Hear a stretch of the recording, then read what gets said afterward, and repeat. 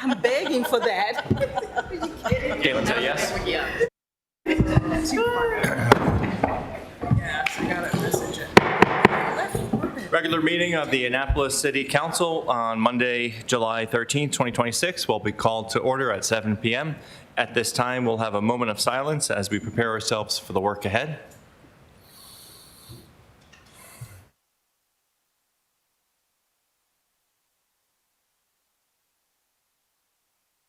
At this time, would everyone willing and able please stand for the Pledge of Allegiance?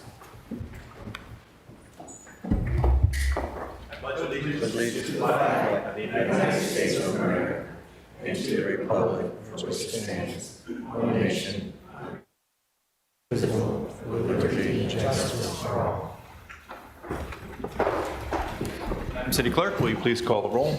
Yes, sir. Mayor Littman, Present. Alderman Huntley, Here. Alderwoman O'Neill, Present. Alderman Smith Brown, Present. Alderwoman Alsop Johnson, Present. Alderman Shannon Meyer, Alderwoman Conti, Present. Alderman Savage, Present. Alderman Thorpe. Present. Thank you. Thank you. Mr. City Attorney, please present the next item on the agenda. The next item on the agenda is the approval of the agenda. Thank you. At this time, I'd entertain a motion to approve the agenda. So moved. Thank you, Alderman Huntley. Is there a second? Second. Thank you. All those in favor say aye. Aye. Thank you. Any opposed, say nay. Okay, motion carries. Mrs. City Attorney, please present the next item on the agenda. Is a ceremonial item, ID 14326, Arnett Finlayson Scholarship recipient. Thank you. And I'd ask that you also call the next two. I'm gonna go up with all three. The next item on the agenda is ID 14726, Annapolis Police Department Gone Fishing Award in honor of Lieutenant Brian Della. The next item after that is ID 15326, Annapolis Police Department Scholarships. Thank you. All right, so for the first one, we're going to do the Arnett Finlayson Scholarships. Would Alderman Gay, former Alderman Gay, who I think is in the audience, and current Alderman Smith Brown, please join me. And then we'll call anyone from the police department for the next set, and then we'll do the anyone for the police department scholarships next.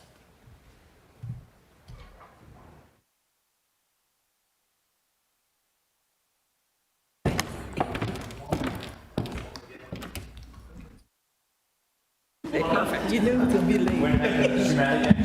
You know, come on now. The Arnett Finlayson Scholarships were introduced by the last council by Alderman Gay, and in honor of former Alderman Arnett and former Alderwoman Finlayson. And we got through a process this spring with the help of Alderman. Thank you. You stay in the middle? Thank you. With the help of Alderman Smith Brown, we've formed a procedure, a process, because this is the first time we've done any scholarships like this. We don't have an education department to manage this. So our educator on the council, Alderman Smith Brown, helped us navigate this through the end. So the help of many individuals. So we're going to call them up, and they've already gotten their checks, by the way. More importantly, their schools have gotten their checks. This is just a certificate of acknowledgement. All right. Mayor Littman, if I may, this is a message from Alderwoman Finlayson, and I want to make sure that we read this with Alderman Gay. Thank you. A good evening to the recipients of the Finlayson Arnett Scholarships and your parents. Let me first apologize that we are not able to be there to celebrate you this evening. Family business kept me in Milwaukee, and Alderman Arnett is also out of town. I did not want to miss the opportunity to congratulate each of you. Last year, our colleagues on the City Council graciously recognized our 19 years of service by granting us this opportunity to give scholarships. You are the recipients. We wish nothing but the very best for you.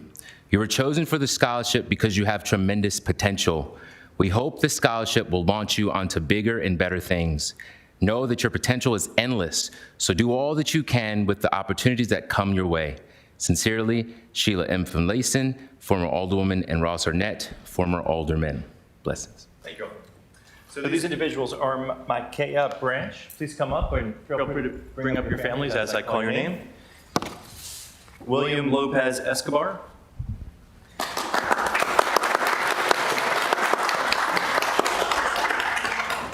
I think he's got both. You're doing construction. No, I think he got both. Yeah. Mackenzie Adams.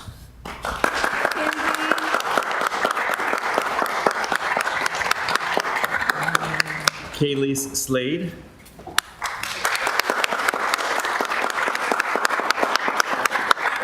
Katie and Isaacs. Kyrie Isaacs. Angel Gray. And Corin Jenkins. So, working backwards, I don't see anyone from Corin Jenkins coming up, so we'll do that another time. Angel Gray. Okay. Kyrie Isaacs. Yeah, I could give Corin hers. Katie and Isaacs? No. Okay. Kaylee Slade? Mackenzie Adams? All right.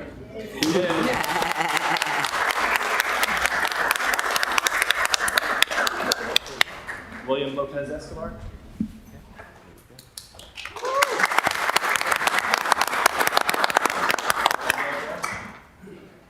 We're happy to celebrate two of you.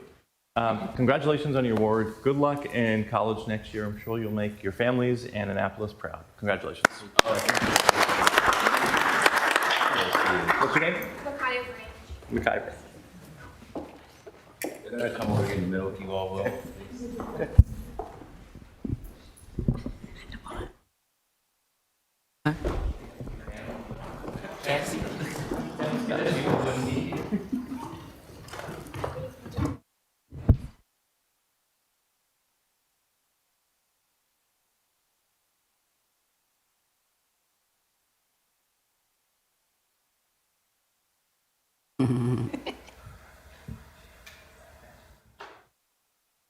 All right, thank you all. Congratulations.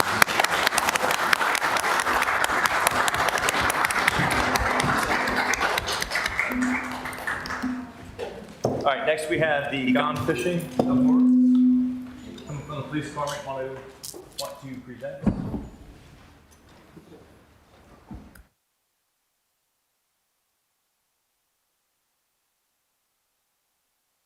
Why don't we also call up Kayleen Resenios Rodriguez? Why don't you come on up?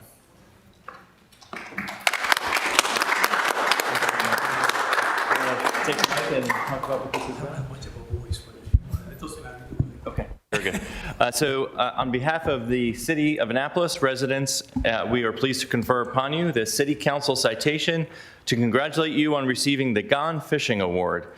This annual award, presented in honor of Lieutenant Brian Della, recognizes the child who catches the biggest fish at the APD Youth Fishing Camp.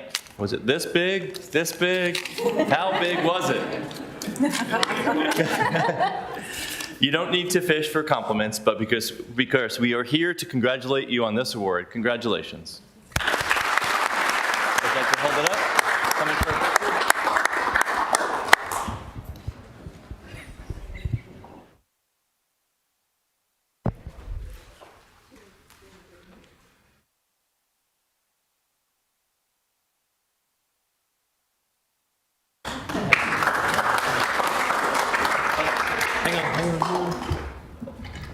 Hold on a second. So we have a bunch of fishing, sorry, I don't have much of a voice today, I've lost it.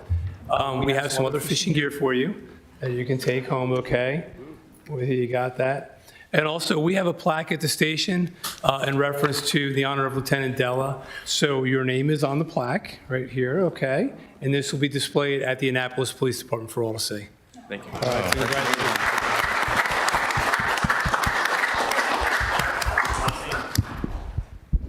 I'd like to go fishing with you one day. Very good. Congratulations. Enjoy everything you've got. And lastly, we have APD Scholarship Awards. Captain, do you want to do the honors here? You want to present them first? Actually, why don't you come on up here? Okay, I'll read and it'll explain it. Okay.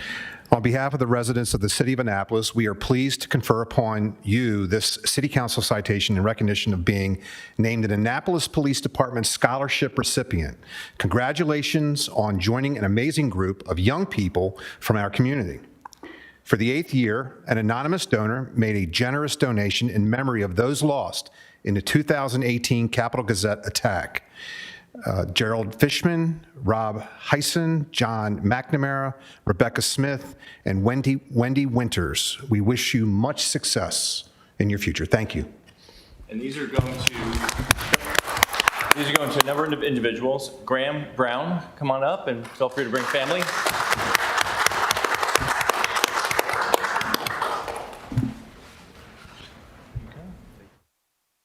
Kayleese Slade. Okay.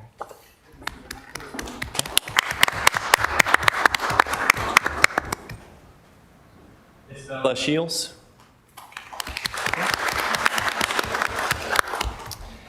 Shemaya Rankins. William Lopez Escobar.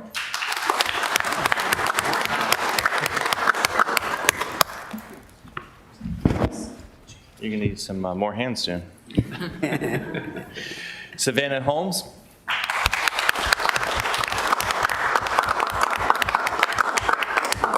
Congratulations. Lainey Gray. She won't always struggle with that. Micaiah Branch.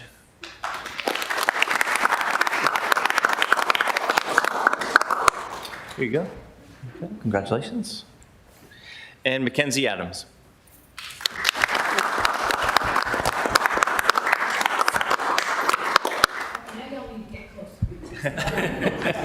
Excuse me. The winners right up front. I feel like Corey should be in this.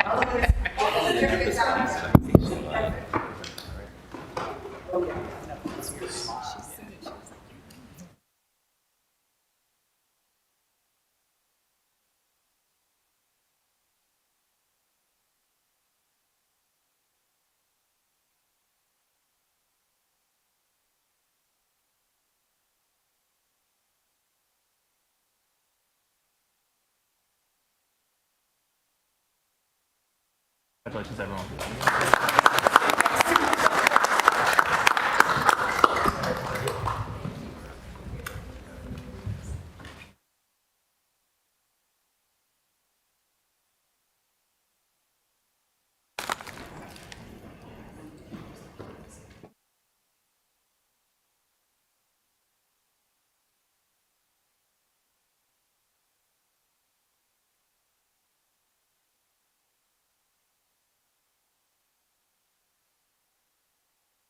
Mr. City Attorney, please call the next item on the agenda. The next item on the agenda is petitions, reports, and communications, beginning with update from the mayor. Thank you. It's been a little while since we've had a chance to see each other. Good to see everyone again. I'd like to start off tonight with some great news. As of last week, we have officially gone 1 full year with no homicides in the city of Annapolis.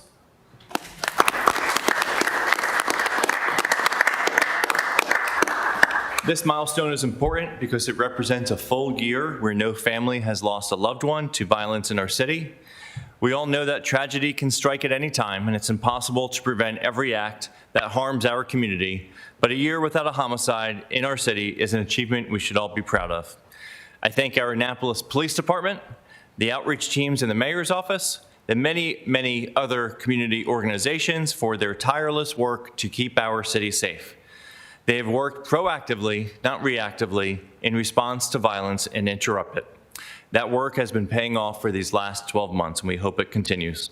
This is an incredible milestone, and for all of us in city government, we must work together to continue the important work of interrupting and preventing violence in the city of Annapolis.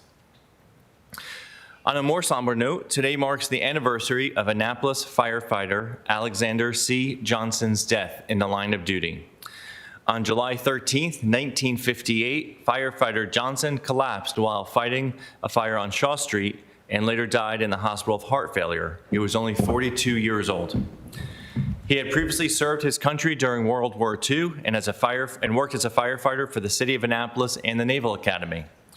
Let's hold a moment of silence to remember Alexander Johnson and the other brave firefighters and police officers who have lost their lives while protecting the people of Annapolis.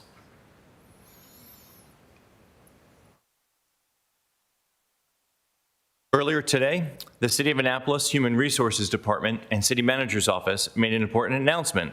I'll read you a portion of that message for you all. After nearly 10 years of dedicated service, Harbor Master Beth Bellis has retired from the City of Annapolis. Since joining the city as the Harbor Master in 2016, Beth has expertly managed our harbor operations and served as a cornerstone of our waterfront. Under her leadership, the Annapolis waterways remain safe and well managed. Her operational expertise earned formal commendation from the United States Secret Service in Maryland, and her commitment to service was frequently recognized by visitors and participants at major shows, including the annual Annapolis Boat Shows. We're grateful for the expertise and dedication Beth brought to the City of Annapolis. Please join us in thanking her for outstanding public service and wishing her the best in her retirement.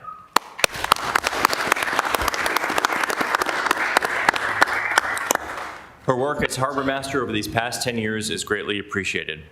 Following her departure, the City Manager has named Deputy Harbor Master Tyler Northfield as the acting Harbor Master. The City Manager's Office will work closely with Tyler to ensure a smooth transition as they determine who will be our next Harbor Master. As you may have heard, changes are coming to the city's Main Street program. To share what these changes mean and to discuss a path forward, we invite you to join a virtual information session with the Office of Economic Development and the Mayor's Office on Thursday, July 16th at 10 a.m. This session will take place via Zoom. Please register in advance by emailing live-testimony@annapolis.gov, and if you're watching online, you should be seeing that website again, by 6 p.m. on Wednesday, July 15th. After registering, you will receive an email with the virtual meeting link. The city is offering opportunities for you to share your views on what you want to see in the city's next chief of police. By participating in a public survey and attending an interactive community engagement session, you can help inform the recruitment and selection process. These community engagement sessions are highly interactive, allowing participants to work in small groups, discuss community priorities, and help shape the selection of the next police chief. The city has already held its first session next week and will hold the second one on this Wednesday at 6:30 p.m. at the Boys and Girls Club of Annapolis, and the third and final selection on Thursday, also at 6:30 at First Baptist Church of Annapolis. As a reminder, you can find the dates and times and locations at calendar.annapolis.gov. Each session will be recorded and available to view afterward. The community survey asks participants to identify their professional experience and public safety priorities they believe should guide the selection of the next police chief. The survey is available in English and Spanish and will close on July 24th.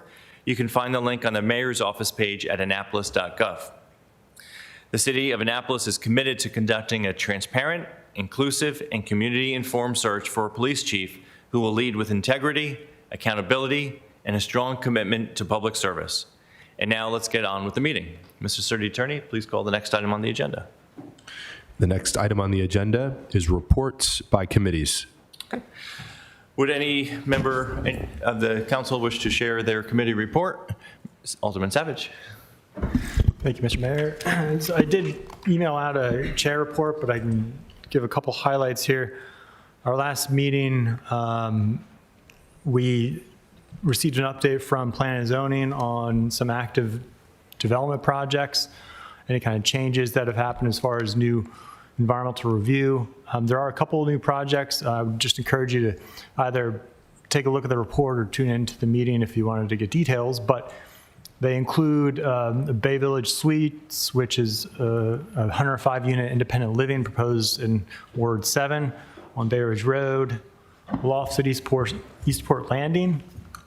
They've submitted a grading permit, and staff's trying to get that review completed by the end of the month. And Rocky Gorge, also called Athens of Annapolis. I think that's still in some, I think that's going to the Building Board of Appeals or Board of Appeals for some decision as far as if that permit's expired or not. Thomas Somerville in Parole at West Village. Update on that. They're moving forward. And that's about it for the development updates. We also received an update from Deputy City Manager Guild on the resilience and sustainability front. And let's see, in particular there. So the streetcar feasibility study for West Street, this is they're actually, the Resilience Authority received 4 bids. And so they'll probably be awarding that feasibility study by the end of the summer, I would guess. But that, as a reminder, that study is something that was recommended 15 years ago in a study the county and the state and the city did in 2009. So we're finally getting to that with those partners, same partners. I'll be in touch on that because I may contact the Resilience Authority see if we might be able to get a work session update on that sometime this fall. And let's see, Deputy City Manager also spoke about some solar strategy. They're working on a city solar strategy in coordination with the county. And I think there's going to be an update on the climate action plan as they work to incorporate some of our comments from the work session. We also had a joint meeting with Rules and City Government Committee talking about O1626, but I'll just save those comments for our next meeting when the amendments come up and the legislation comes back to us for a vote. That's all I have, Mr. Mayor. I don't think we're going to have another meeting this month, so the next one will be in September. Questions for Alderman Savage? Any other committee reports? Alderman Huntley? Just very briefly, the Finance Committee's meeting on Wednesday at 10:30 a.m. I know last council meeting there was a supplemental appropriation that we all wanted some more information on about funds going to our parking contractor. I believe we are going to get an update on that on Wednesday. And so anybody who is interested will be able to tune in. Questions for Alderman Huntley? Okay, any more committee reports? Thank you, Mr. Mayor. The next meeting of the Audit Committee, we have a full agenda for the meeting on Monday morning at 8 o'clock. We're working on several things, including a review of the procedures and perhaps approval of the procedures for handling and resolving allegations of improper procedures, irregularities, fraud, waste, and abuse. We'll also try to begin addressing the department's performance metrics, as well as reviewing the calendar to get us to a December approval of the audit. So, busy schedule. Thank you, Alderman. Any questions for Alderman Thorpe? Any other committee reports? Alderman Smith-Brown? Thank you, Mayor Littman. So we did go over in the first joint meeting of our session together with the Environmental Matters Committee. Environment Matters Committee. We had the O1626 Forest Conservation Program amendments to conform with state law, which we did recommend favorably, the amendments 2, 3, and 6, and we'll look at the overall document or legislation as well as 4 and 5, those 2 amendments at our next scheduled meeting on Thursday, July 23rd. Questions for Alderman Smith-Brown? Any other committee reports? Okay. Just check in Brooks. Next, Mr. City Attorney, please present the next item on the agenda. The next item on the agenda is comments by the general public. Thank you. During the comments from the general public, I will call the people who have signed up, which are Stephen Waddy, Sven Storm, and Tom Creek, and then open it up to anyone else who wishes to speak. We have subsequent public hearings on O1426, Art in Public Places, and O1626, Forest Conservation, and O1726, Right to Park in front of your driveway. If you're here to speak about any of those 3 things, wait for the next public hearing. This is the general comment period. Mr. Waddy? Hello, my name is Stephen Waddy, and I'm here on behalf of the Anne Arundel County NAACP. I wanted to speak about the hiring of a new police chief in the city of Annapolis. The NAACP's criteria for a police chief is based on 1, transparency. 2, accountability. 3, compassion. 4, experience and education. And 5, a commitment to work with the civil rights and Black community. When we're talking about transparency, Annapolis is a colonial town. Settler colonialism is emblazoned on the walls of this room. The institution of slave catching was the foundation of American policing. The principles of violence, sadism, surveillance, obedience, and racial and economic hierarchy are also embedded in our modern policing. Transparent policing requires the release of data on how many arrests of people in mental health crises are happening. We need to know that information, whether or not it's being collected by our police force currently and being shared with the community. How many contacts have our police made with people from people that were in the foster care system? So the foster care system is one of the main places that we find people who are in prison. Many of them were previously in the foster care system. So how many contacts have our police officers made, how many the Annapolis Police Department made with people that were in the foster care system, so we can reduce those numbers? How many contacts with people with a 4th grade or below reading level? As a teacher, I would like to see, some of the overtime that goes to some places go to teaching, because I know, we spend a lot of time lesson planning, but that's not here or there for the Annapolis City Council. That's another main driver for arrests and incarceration, is people that have below 4th grade reading level. And so teaching somebody to read one-on-one is the best way to improve that reading level. How are we doing that? How is the police interacting with these types of characteristics? And how can we intervene in that to decrease the number of arrests that are going on with people that are experiencing these types of societal dynamics? Accountability is a willingness to meet with the Police Accountability Board in Anne Arundel County. It's a willingness, it is explaining institutional change and implementing the policies necessary to remove hierarchies and change lives. It's not just holding the bad officers accountable, which is where we find a lot of officers, police leaders these days, blaming the officers who they lead, as opposed to taking accountability for institutional change. It's holding the institutions in the city accountable for oppressive hierarchies that they reproduce.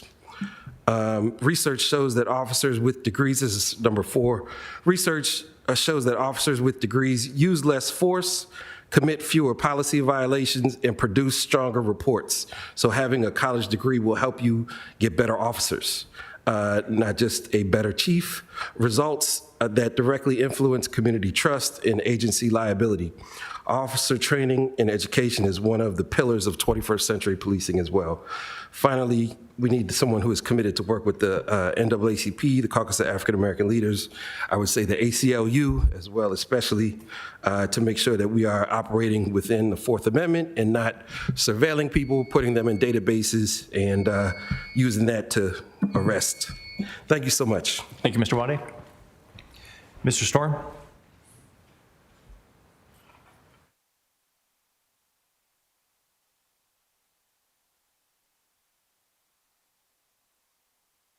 Can you hear me?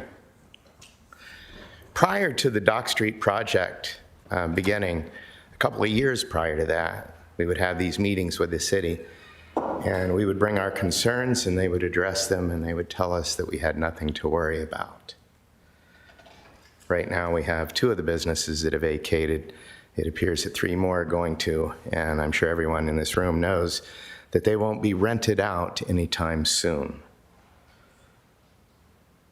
I went to my favorite hardware store in town the other day, and I frequent that one.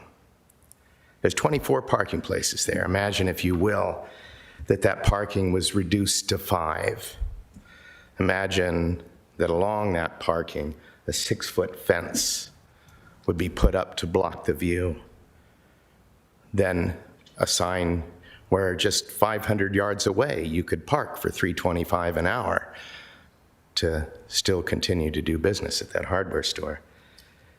Then Let's add that every time it rains, there's a flood at the entrance. How long do all of you anticipate that that hardware store would stay in business? I'm sure you're knowing whose hardware store it is or who has an interest in that. Yesterday, the Hillman Garage had a sign up that said over 200 parking places were available. And there were a lot of people that visited, and we did actually quite well at Storm Brothers, but we did get some comments on the parking, as we do all the time. And we were informed by this one person who spent 20 minutes driving around a full garage that said there's 200 spaces there. He informed us that he would never be back. We hear this frequently, and you have to understand that as a business that's been here for, I'm in my 50th year, that we work hard through the years to build up a rapport, to contribute to the city, to engender goodwill so that we continue to have customers. That doesn't exist. There was plenty of engagement prior to the beginning of the project, and we've had one since then. Now imagine that parking 500 yards away from the hardware store is going to increase in price per hour. One of the things that, and I like Harry a lot, but one of the things you ran on was the sidewalks. The other day, and I'm sure most of you know if you've been down there, that I provide a wheelchair in the front of my store with my sentiments about the lack of repair on the sidewalks. It was used twice.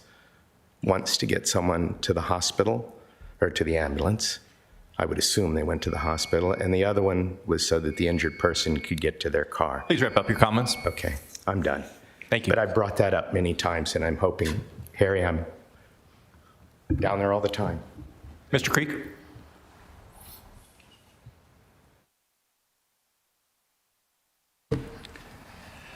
Tom Creek, 14 Murray Avenue, Annapolis. Good evening, Mr. Mayor and members of the council. My name is Tom Creek. I'm here to speak as the president of the Ward 1 Residents Association. I'm here on behalf of WARA and with the authorization of my board of directors.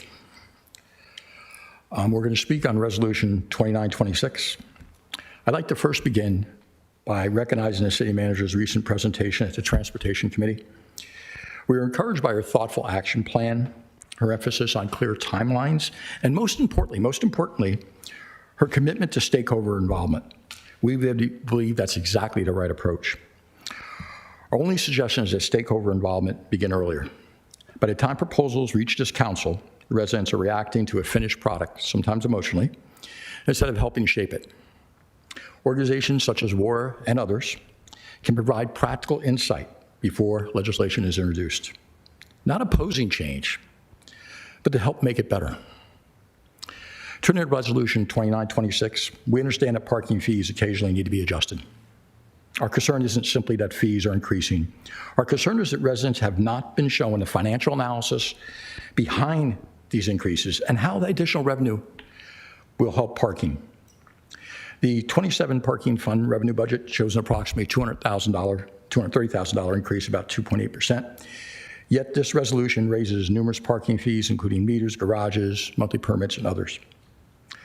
We're not suggesting the city's numbers are wrong. We're simply asking for transparency. How much additional revenue is expected from these fee increases? What assumptions are used? And perhaps most importantly, how will these additional dollars improve parking for Annapolis residents, employees, and businesses? We're also concerned about the proposed increase to Hillman garage rates. Our understanding is that the governing agreement of that garage is that annual rate increases are tied to the CPI. If that is correct, we respectfully ask the administration to explain how this proposal complies with that agreement before the final action. Whether the increase is $230,000 or substantially more isn't the real issue. The issue is accountability. If residents, employees, businesses are being asked to pay for more, they deserve to know what they're getting in return. Will we see better parking enforcement? Will we see improvement to the permit process, modernization to the caregiver and the guest permits, better utilization of the Hillman garage? Finally, we respectfully ask that WARA and other community associations be invited to participate earlier in the parking planning process. We aren't asking for special treatment. We're asking for a seat at the table because these decisions are made when residents, businesses, staff, and elected officials work together from the beginning, not after legislation has already been introduced. We respectfully ask that before final passage of Resolution 2926, the administration publicly release the final impact analysis supporting these fees. Please wrap up, Mr. Creek. And identify how additional revenue is going to be used. Thank you. Thank you for your time and consideration. Is there anyone else in the council chambers who would wish to speak during our general comment period who has not yet spoken? Okay, come on up. Start with your name and address, please.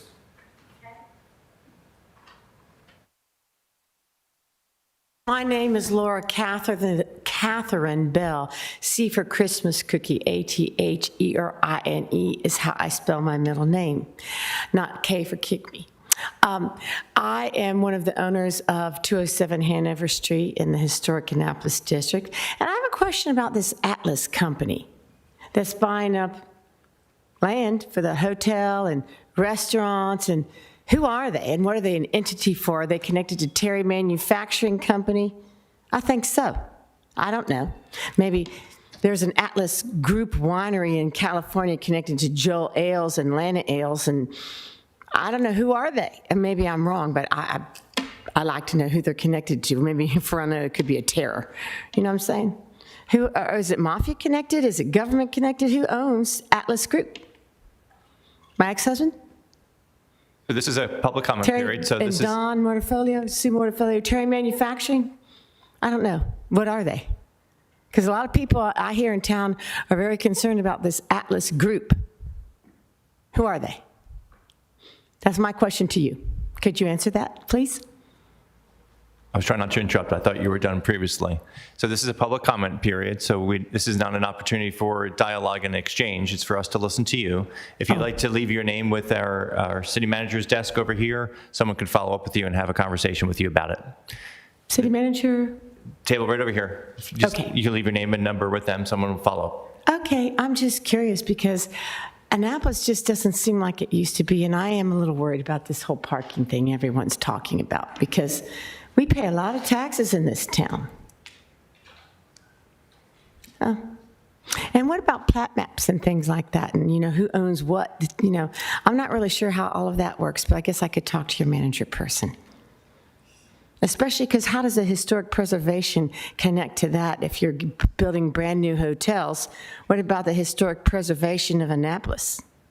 And by the way, I'll just have to say the very first governor of Annapolis, Maryland, the mayor of the Continental Congress, Thomas Johnson, is my relative. Through my relative, Gladys Royer Johnson and William Wayne Johnson Jr., and, he also promoted George Washington to be the first president of the United States, and I'm related to that because my grandfather, Reverend Charles Henry McVeigh, MC underline capital VEY, changed his name to MAC capital VEY because he was in the witness protection for the government, because there's a whole sparring connected to President George Washington, of which my family is related, including to Alexander Hamilton, the first Treasury Secretary of the United States, through my father, John Holmes Jack McVeigh, and my Aunt Barbara McVeigh Hitchcock, who is his sister, and John Edward Hitchcock from 415 Franklin Street in Syracuse, New York.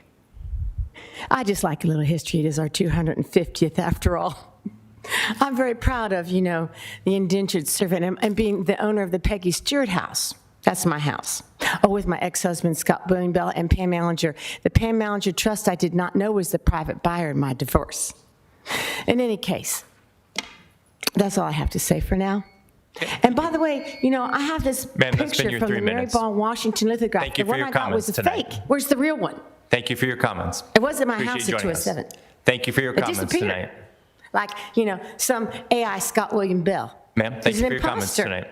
Someone came into Apple and told me that. Just saying, where I work. Apple's name for me. Thank you. No, Einstein. Is there anyone else who wishes to address the council tonight in the general comment period? All right, seeing no motion in chambers, I declare the public comment period concluded. Mr. City Attorney, please present the next item on the agenda. The next item on the agenda is ID 13226, the quarterly report from the Housing Authority of the City of Annapolis. Thank you. Ms. Maddox Evans, if you could, well, welcome to have a seat up front and join us. Oh, and I didn't know the Plan Manager Trust was my flag. Oh, I'm sorry, not a turn. Ms. Maddox Evans, thank you so much for coming this evening. We'll get ready to start in a second. I just want to highlight for our council members and anyone following that the materials that you provided to the City Council are all loaded to the city's website and can be downloaded by anybody or follow along tonight or to be reviewed afterwards. Thank you for the pre-read materials. Well, thank you very much, Mr. Mayor, members of City Council, and our residents, partners, members of the Annapolis community for inviting me today to present the quarterly report. I will be happy to answer any questions after my report. I do have some remarks to make today. I'm Melissa Maddox Evans, Executive Director, CEO of the Housing Authority of the City of Annapolis. And tonight, I just want to speak plainly about where the Housing Authority of the City of Annapolis stands and where it's headed, and really what this moment requires. HACA is in transition, and that transition is already underway, as you all well know. And it's really part of a national shift in affordable housing. And I believe Annapolis has the opportunity to lead in that shift with clarity, partnership, and discipline. For more than 30 years, federal housing policy has moved away from the public housing model. And it has shaped much of the 20th century, actually. And across several administrations, Congresses, both political parties, the federal government directed direct capital support, and has also, which it has done in the past, has shifted much of that responsibility to local governments, and have moved housing authorities towards a more mixed finance redevelopment model using tax credits, vouchers, RAD conversions, public-private partnerships, and private capital to support its housing. And whether we agree or not with these choices, they were not made overnight, and they were made well beyond the people in this room. And that's really the environment that HACA is operating in today. Essentially, the old model of federal investment and direct federal responsibility just no longer exists. So our mission has not changed, but the responsibility in the delivery of our services has. So the question I believe that's really before us is not whether affordable housing will change, because that's already changed. It's really whether Annapolis will really lead in that change responsibly, and whether or not we can continue to carry that responsibility as a whole community. And I believe Annapolis can lead that change. When I was recruited here to the Housing Authority, I was given a very clear charge, and that was to first stabilize the agency, increase transparency, and strengthen our governance models. And secondly, I was charged to position HACA for a very different future. And that's the kind of work that we have been doing.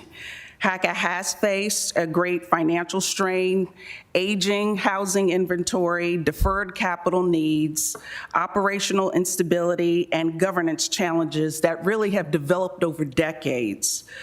So 5 months after my arrival here in Annapolis, HACA faced another disruption in COVID-19 that resulted in federal eviction restrictions being lifted, moratoriums, rent collection disruptions, labor shortages, supply chain issues, and emergency policy changes. And these conditions, although we had to operate in that, they did not stop our work. We did not shut down. And we have moved forward. And since my arrival, we have completed 4 redevelopment closings, with 3 more scheduled over the next 18 months. And those of you that are unfamiliar with affordable housing development, or any kind of development really, it could take 8 to 10 years for one deal to get to a closing because of various obstacles.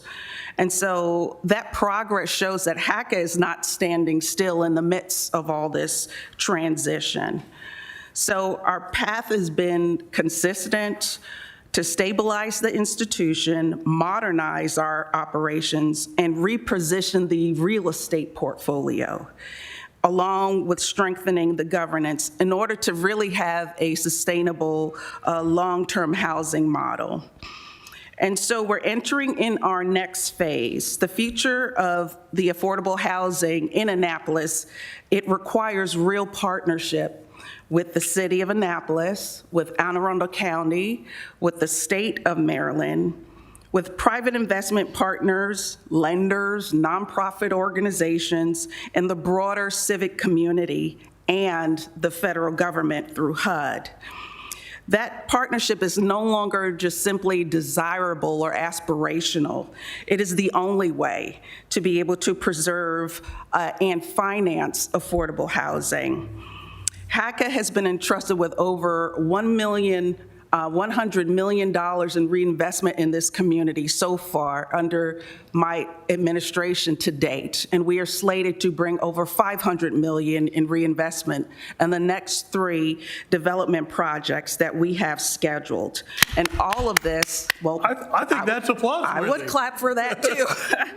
But all of this is to preserve not only the existing public housing, or affordable housing rather, but to redevelop aging neighborhoods, not just the housings themselves, and to expand housing opportunities for future generations. And this is not obviously a small responsibility, but it obviously is a generational opportunity for Annapolitans.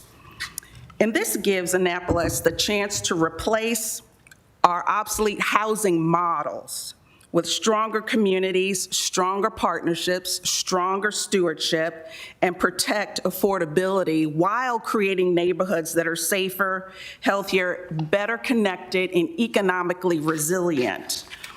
So the housing communities that HACA is responsible for, we house seniors, working families, hundreds of children, and our children are not separate from Annapolis. Every one of these people and the people in our housing is a citizen of the city of Annapolis. They're citizens of Anne Arundel County, of the state, and they deserve safe housing, stable communities, and economic opportunity, and long-term reinvestment. And for too long, I believe our housing policy has concentrated poverty in isolated communities, and those communities too often lacked the public or private investment, quality infrastructure, neighborhood stability, and access to economic opportunity.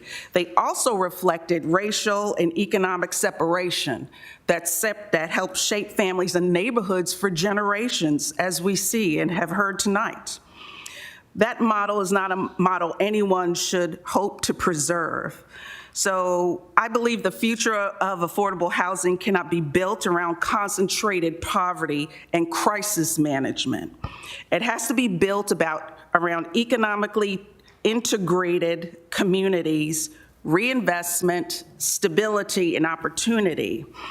And that's what that kind of healthy community benefits all Annapolis and really everyone in our county and state. And it doesn't mean that we abandon our public mission, but it means that we have to change and protect the tools that actually we need to use in order to face these challenges. Subsidized housing remains necessary. Senior housing remains necessary. Workforce housing also necessary, but market rate housing also plays a role and has a role to play to economically integrate communities and produce supporting long-term financial viability. And if HACA is left alone on the tools of the past, we will keep producing the same outcomes that we have had. And families do deserve more than deterioration and uncertainty. And seniors deserve safety and stability. Children deserve neighborhoods that are connected to opportunity and not isolated from it. Every single property in the HACA portfolio has been evaluated through the lens of resident stability, financial condition, financial viability, and long-term sustainability and community impact. All of these communities will require reinvestment and modernization. All will require redevelopment and new partnership structures. So the status quo is not sufficient. And for that reason, I'm introducing the beginning of a more long-term institutional framework, HACA 2035. HACA 2035 will guide the next era of the authority. It will help move HACA from a 20th century public housing operating model to a more modern asset management organization that is capable of protecting affordability over the long term. So the remainder of 2026 will serve as a launch period for this transition planning and institutional alignment. That work will require governance review, operational and fiscal assessment, portfolio evaluation, stakeholder engagement, redevelopment planning, and implementation steps that are designed to position for our accountability and reinvestment.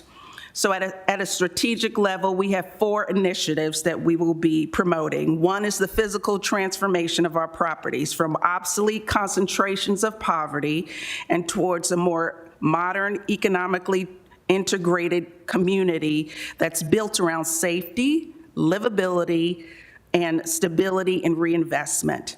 Secondly, institutional transformation. So repositioning HACA from a reactive manager of distressed housing inventory to a more strategic asset manager and redevelopment platform that's capable of coordinating capital, partnerships, sequencing, and the long-term community reinvestment. Thirdly, resident stability and upward mobility, strengthening institutional discipline, improving transparency and compliance, diversifying our revenue sources, and building a financial model that is capable of sustaining deeply subsidized housing and whilst being supported by a broader mixed income redevelopment goals. And also governance. We need to strengthen our institutional discipline, our transparency, our compliance, and do what we need to do to bring diversification here to not just our agency, but the way we manage affordable housing. So HACA 2035 is not simply a planning document, it's just the way that we are organizing at the Housing Authority, our partners, and our broader community around the future of housing in Annapolis. And we've really already entered into it. So the reason why I'm saying this is that the work is much larger than one administration, one mayor, one council, one executive director, and one board. The work that we're doing here is going to resonate for years and decades to come, long after all of us have ended our respective terms and positions here. And so we do have some choices as to how we proceed going forward in terms of the Housing Authority in partnership with the City of Annapolis. We don't want to continue to treat affordable housing as a problem that someone is assigned to fix. It must be addressed as a shared civic responsibility that has the full strength and support of this city. You know, we are doing our part, and we are ready to work with our partners, with this council, with the mayor, and with anyone that chooses to build this community with us. And we do this because we know that the residents deserve this. They deserve the stability, and our families deserve opportunity, and the neighborhoods deserve reinvestment. And Annapolis deserves a housing authority that's prepared to meet this future responsibly and with a clear purpose.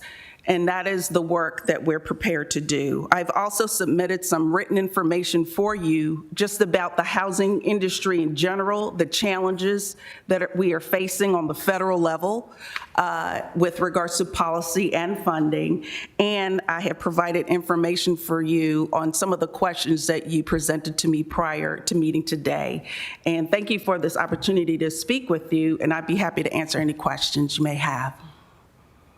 For the presentation, Ms. Maddox-Evans, appreciate you being here and sharing all that guidance. The HACA 2035 that you discussed, I want to be clear, and I'm not clear right now, is that something that's being drafted or that you have drafted?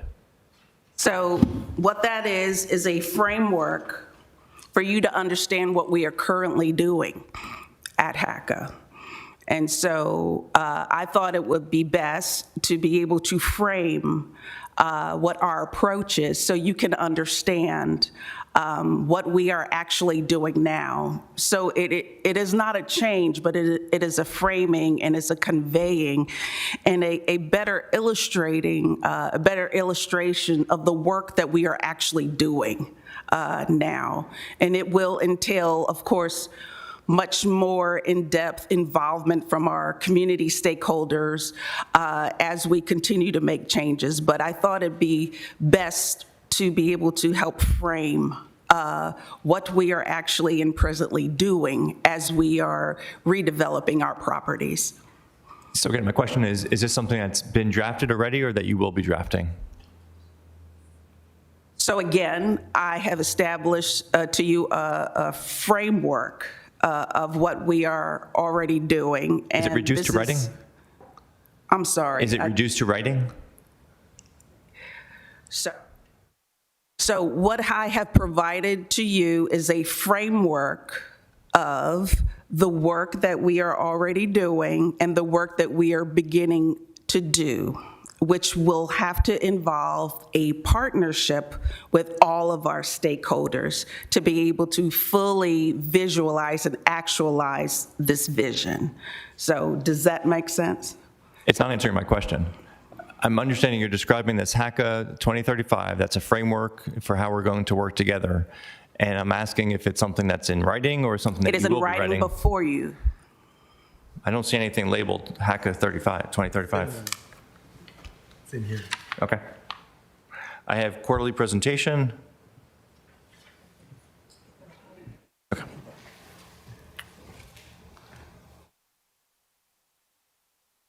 Written testimony, got it. All right, I didn't see, did we get this ahead of time? I didn't see this. No. All right, do we have this electronically? The HACA 2035? I believe I forwarded, but I can forward it again. Thank you. I hadn't seen it, and I had gone through the materials. Your occupancy number is something that HUD focuses on very carefully, and you gave us a number of current occupancy rate of 91.22%, and a HUD goal of 96%, and then you talked about the number of houses under repair, sorry, not houses, units under repair. And so I was asking earlier today to help me with the two numbers of how you get to 91.22. It's one number divided by another number to give us the percent of units that are occupied divided by the number of units that could be occupied. And so I was trying to get a handle on what those two numbers are so that we could have some context of if we get these 48 units repaired, what does that take us up to? So what I conveyed in my reply was that the occupancy rate is accordance with a HUD formula, of which we are not privy to. The HUD formula takes into account vacant units, units that are under modernization, meaning that's an official classification in which HUD essentially does not count the vacancy status against an entity. There are several categories in which HUD allows a unit to be offline. for purposes of vacancy. You all have had the pleasure of being a part of that when HACA brought offline 2 units for the city to use for free as a police substation, and now that converted to a community center. So for example, those 2 units are not counted against HACA as far as, or it would not be counted for any housing authority if it is officially taken online for a HUD-approved status. There are several categories. One is being brought offline for redevelopment, casualty loss. Let's say there's a fire and a unit is demolished or destroyed permanently. For extensive redevelopment, or modification or substantial rehabilitation, let's say a unit might take 6 months to a year to bring back online because of substantial uses. It can be taken offline for community space, for if there is a police officer, if we come into an agreement where we can have a security person live in a HACA unit, we can bring it offline for those purposes. But according to the HUD regulations, there are several categories that are permissible to bring a unit offline, all which require HUD approval and application process and approval. And so those units are not counted against you. So that's why I say it's not a matter of just the vacant units versus occupied units. And there are several other factors HUD uses. And so once HUD has that information, it then gives you what it believes its vacancy, your occupancy rate is according to the HUD metrics. And so the numbers I gave to you earlier reflected that we have 5 units that are currently in modernization status because we have taken them offline to prepare for temporary relocation for our tenants. We have 2 units, as I stated earlier, offline as community centers. We have a couple other units that are offline. One is our management office and the other is a maintenance office. And so all of the other units that are available to lease are those that HUD would count for a vacancy, for vacancy purposes. So we are scheduling to place 9 units next month, 9 of the now vacant units at Robinwood, in a request to HUD to be kept offline because we're preparing for redevelopment of those properties. And you have to begin to preserve vacant units at least a year in advance of the time that families have to move for redevelopment purposes. And we are scheduling to close on Robinwood and Bloomsbury Square in 2027. Spring and summer. So we have to begin preserving those units now, which means we have to go through an official process with HUD to request those units, in which we have already informed HUD that we will be submitting those applications in the next month or so. So essentially, the only site that we are focusing on filling for traditional vacancy purposes would be Eastport Terrace and Harbor House. HUD has a goal of 96%. Do you have visibility for when you'll reach that? I informed HUD that we would reach that sometime summer 2027. Okay, council members, questions? Alderman Huntley, then Alderwoman O'Neill. Director Maddox Evans, I just want to start by saying how inspiring I find it when you come and talk with us about how passionate you are on your mission, and just I feel like in so many ways you're tackling the root causes, so thank you. My question is, you have this phenomenal line, you said it better than I ever do, but the way I say it is, so the future of public housing is mixed income.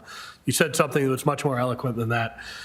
But the other half that I say is it's mixed income and it's mixed use. And I'm curious if you can talk a little bit to that as part of the redevelopments. How are we looking at adding not just housing, but also some commercial? Because I mean, this is maybe just me editorializing, but I think that's how you build a strong city and strong communities. It's not just all housing and nothing else.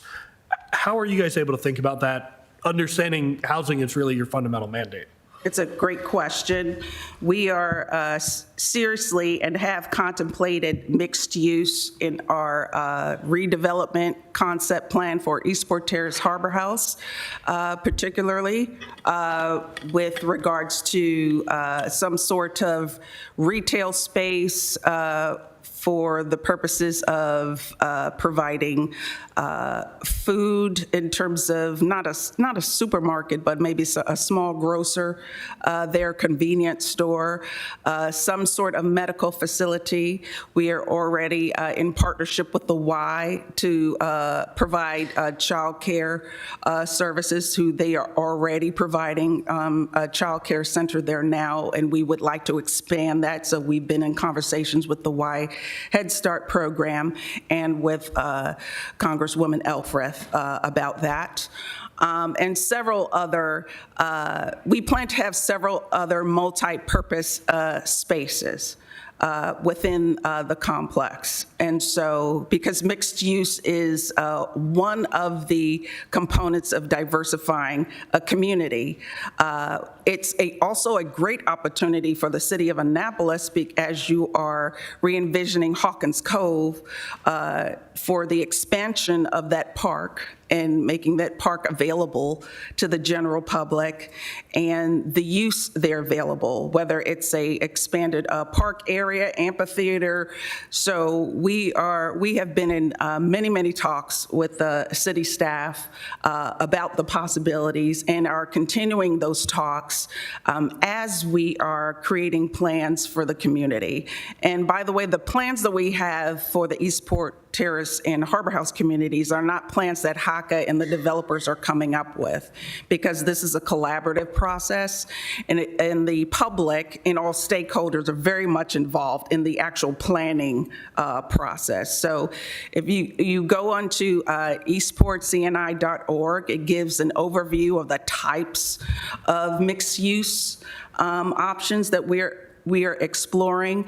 But every public meeting we have now is extremely important. And I would invite all of you to attend the public meetings that we have, because we gather the ideas of needed amenities in the communities. And then we take those ideas and we discuss it with the city staff from an infrastructure perspective and a zoning perspective, for instance. So your input is very much welcome as to the types of mixed use that would benefit that community. We have also discussed the same with the Robinwood community, although it's a little bit more limited. We had hoped for a more extensive partnership with the previous owners of the potential owners of the parcels of where the old Annapolis seafood market used to be, and there we had extensive talks with those developers. They had since backed out.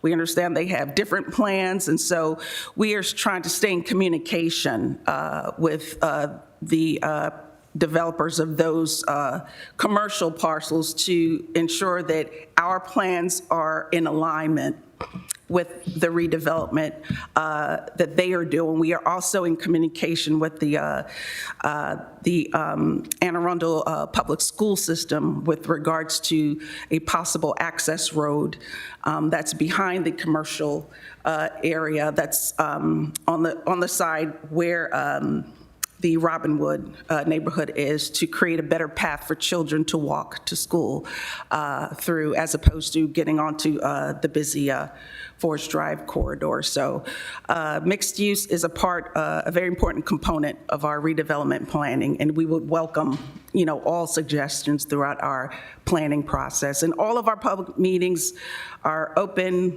obviously, to the public, but they're not checkbox public meetings. We gather input that we can use, and we tweak our redevelopment process as we go along. So thank you for the question.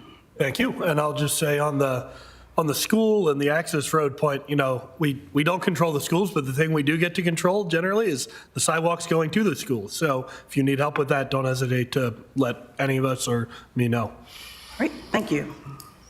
Alderwoman O'Neill, and then Alderman Huntley. Tharp, excuse me.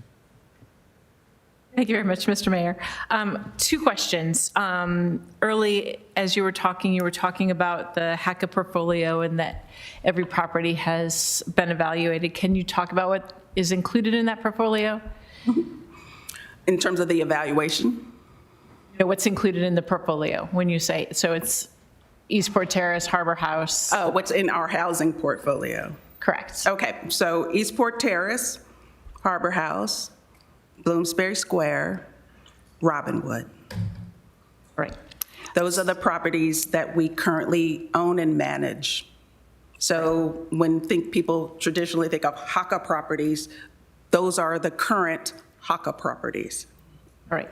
But it used to include Morris Blum, Obery Court, Annapolis Gardens.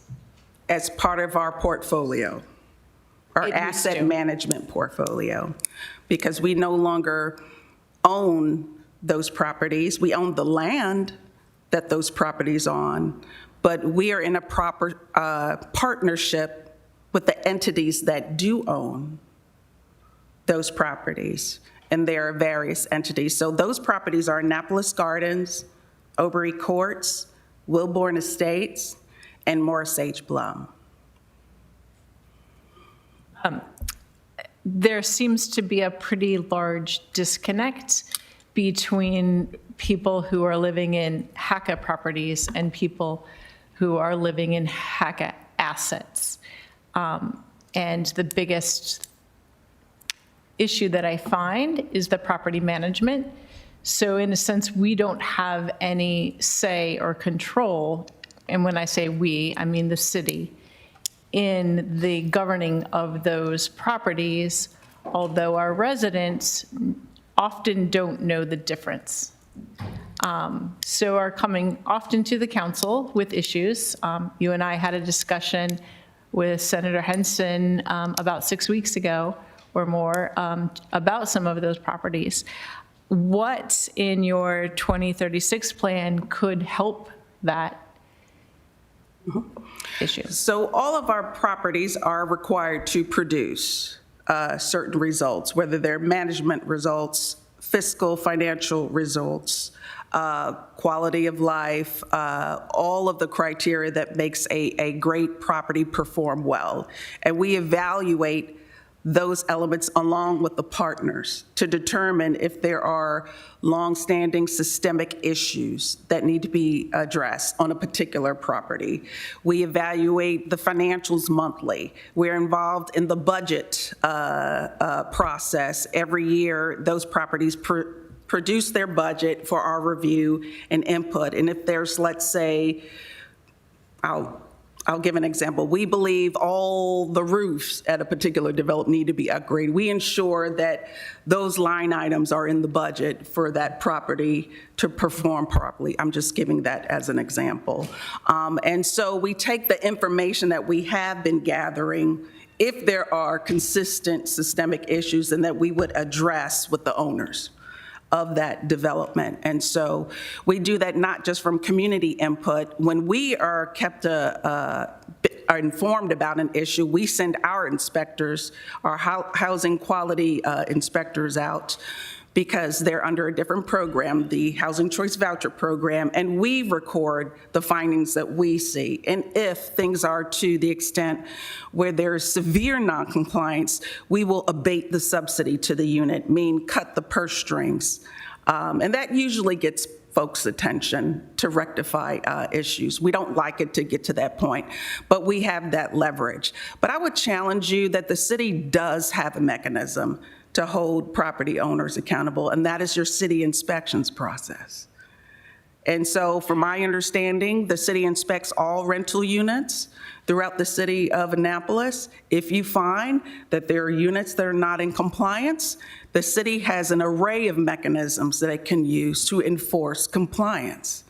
So our properties, not just HACA properties, all of our properties are subject to the city inspections process.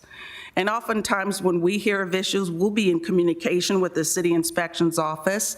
They'll forward questions to us. We can forward those to the current management team to try to expedite answers if there's some delay or difficulty in getting answers. But the city very much so has a mechanism to enforce compliance, particularly with health and safety issues, if those are issues under the city code. So those are all of the mechanisms available to us. But you are correct in that because HACA did own and did manage these properties for many, many years, many since it began as public housing, the natural inclination of residents is to rely on the HACA team to help resolve issues. And we understand that. And so, but we take that information and we direct it to the appropriate parties for them to resolve. My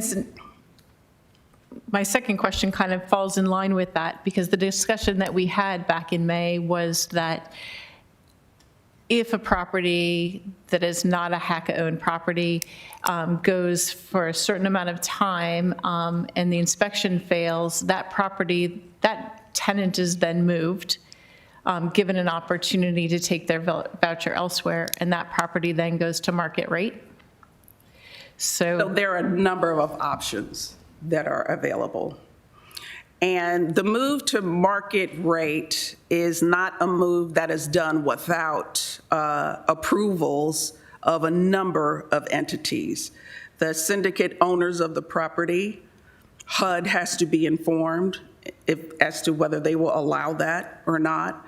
And so it's not something that is automatic. And so, but while the resident is making a determination if that's the best place for them to live or not, we, as a housing authority, who is the administrator of vouchers on that property, will offer them a voucher to move elsewhere if they cannot find satisfaction at the current site that they live in.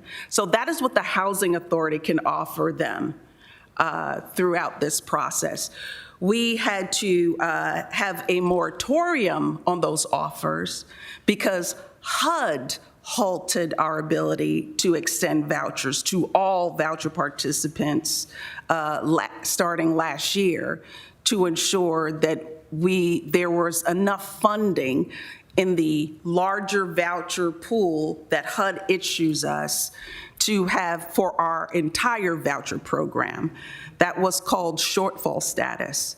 So HUD informed us in May that we are no longer in shortfall status, and they have relieved that designation, and we have more flexibility to issue vouchers.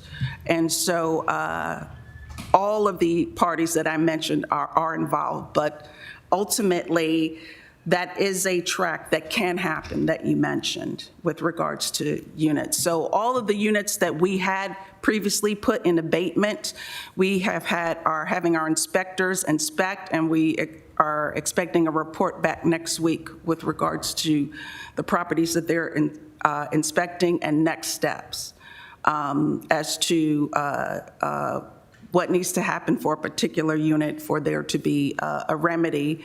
And what the next steps are for that unit. So, okay.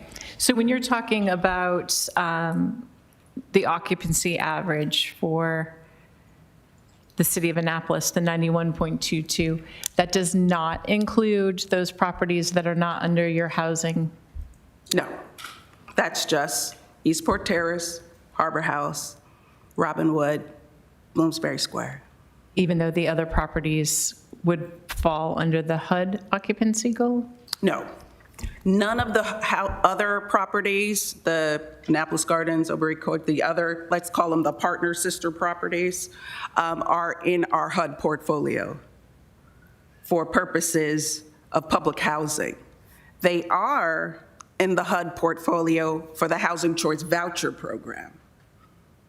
And whether those vouchers are being leased up properly and meeting all the, requirements and all that. So they're out of the public housing fund bucket, and they're into another HUD bucket, essentially. And so, but for when HUD says your occupancy rate is, they're only counting public housing. Thank you. Alderman Thorpe, then Alderman Schneidermeyer, then Alderman Smith-Brown.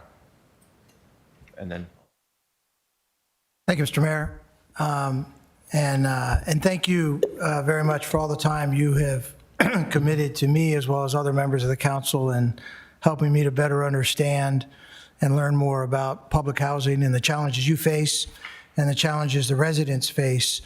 I guess my first question comes from a point of responsibility as a city council member.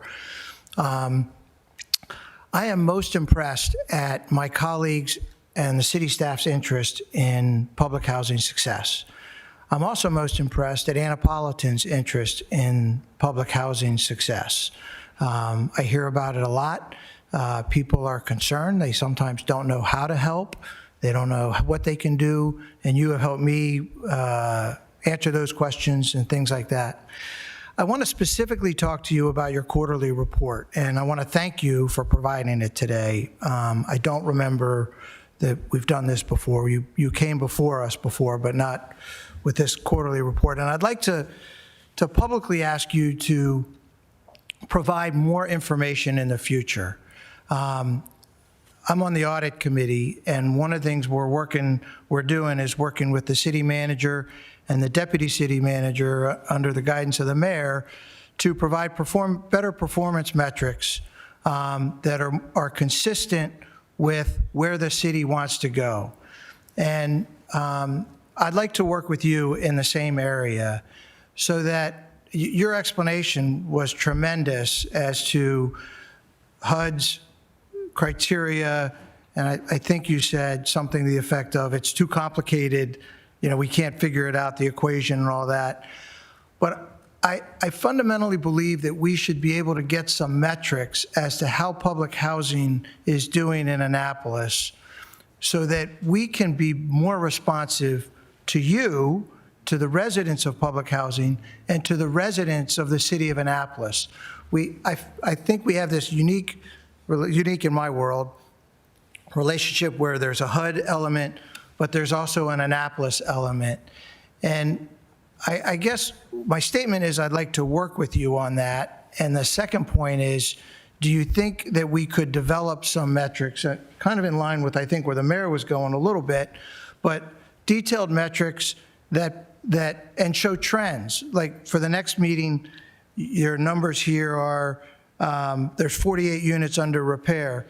It'd be nice to see on a monthly basis what that matters, because I don't know if 48 is a great number or a poor number. And I know there's other metrics, inspections, how many inspections have passed and failed month to month, that would give us the ability to look at trends and to stay a little ahead of a crisis mode when you would come to us with hey, we have this problem. Can we do that? Well, can I ask you a question? Sure. Have you read our board reports? I try to go to every one of your board reports. But have you Or read board meetings. the Yes. board reports? Okay. Yeah. Because in the board report are all of the HUD benchmarks, all of the scoring metrics, all of the key operational factors, and we put at least a 3-month look back on key factors like occupancy. We put what the current month and previous month trends are for rent collection, work orders, several of the factors. Our board reports are on our public website, on a page called Board Reports, and we keep a year's worth of detailed board reports on our websites for this very reason. So people can research and look and review And if there are particular questions they have, they can see for themselves what the issues are. We place the minutes of those reports. So the narrative that explains the board report is attached to every single board report. It is an extremely thorough board report. We're always welcome to add more information, but redevelopment, operations, resident services programs, finances, and all of the aspects, and my executive summary is in that board report. And it contains everything that you just mentioned. So we oftentimes, on the city council, get emailed, all 9 of us, reports from the city manager or whatever. Would it be possible, when that is available on the website, for you to email the city council or perhaps the city manager, and she could forward it to the city council? Could you take on that action so that... You're welcome to do that, but as I said, all you have to do is go to hacamd.org board report, and it's all right there. And if... I'm sorry, I'm asking you specifically, would you initiate that action? Because the bottom line is, and I'll just speak for myself, maybe the other 8 are much more efficient than I am, but as often as I go, I probably make at least half of your board meetings. But reminding myself to go to the website, I think it would be beneficial for the 9 of us to proactively get your report, somebody to send it to us, preferably you, which would remind us to review it. And then when you come on a quarterly basis, we will have looked at that and read them. Sure. I always imagine that you could. Ma'am, this is not your time to speak. Ma'am, this is not your time to speak. Please sit down, ma'am. Please exit the council chambers. She's quite organized. Perhaps you should be more so as well. So Ms. Executive Director, I think... for purposes of this meeting, I asked plainly in advance, what would your council like to see? And I asked for them to forward to me questions. And I received a list of questions, and I answered them. And so I asked, what type of information would the council like for me to report on? And that is when you provided the quarterly presentation questions. And that's why I provided this snapshot of information to you, because that's what was asked of me. So Please don't get me wrong, I'm not attacking you. I'm explaining why I presented this information and answered these particular questions. So I'm not saying you are. I was just giving you that explanation. But I will certainly ensure that your staff and clerk is notified when our board reports are available. Perfect, thank you. The second question I have concerns the properties, the non-HACA properties that, and in the military, when we went to public-private ventures for military housing, in some cases, they tremendously succeeded, and in other cases, they didn't. And one of the things the military found was that there was a lack of continued reporting with the transition of strong management or complete oversight as compared to a developer. And I haven't pulled up one of your reports, but does your monthly report include both the HACA, the 4 properties in your portfolio, as well as the other ones? Yes. Okay, that's very useful, thank you. And then the third point I have is kind of future thinking, and it goes to Harbor House and Eastport Terrace and the Choice Neighborhood Initiative, which I applaud all the work that's gone on. And I want to compliment the HACA 2035 plan and the words that you've used, and also your commitment to the public discourse, that you have put actions behind your words. And one thing that I think I would like to express as a tremendous intent to integrate that development project with the rest of Eastport and Annapolis.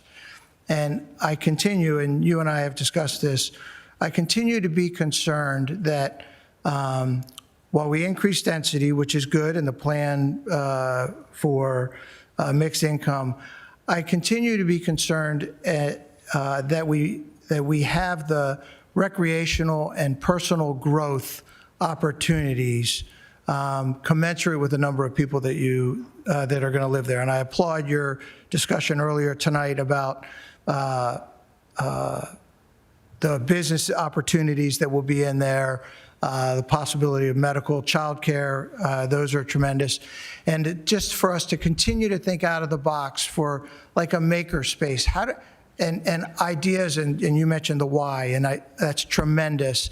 And how do we philosophically now, but practically going forward, create an opportunity where President Street is not a barrier, but yet just another road that we cross both directions.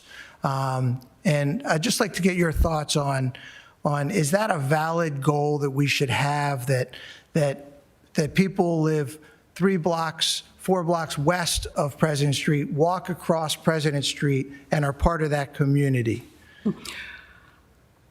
What you're going to have to do, what we are all going to have to do, is to try to envision spaces where people naturally integrate and come to.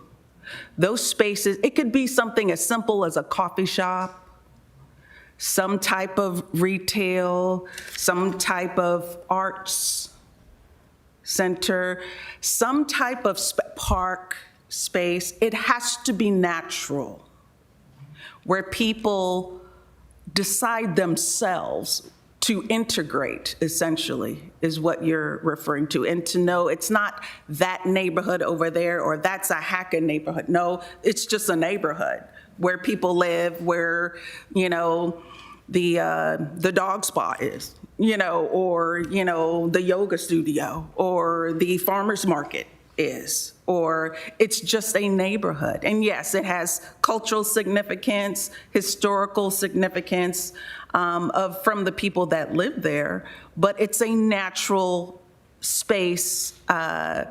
It's more of a placemaking type of initiative.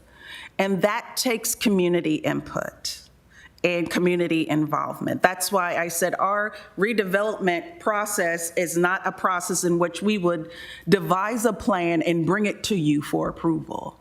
It's a plan that we would hope, which is why I stress the aspect of partnership, that we're actually creating with you, not just the leaders of the Annapolis City Council and mayor, but with all of Annapolis, the people. So by the time the plan is finalized, it will be the people's plan and not just a plan that the housing authority and some developer brings that checks all the boxes to just get approved by council so we can get this deal done.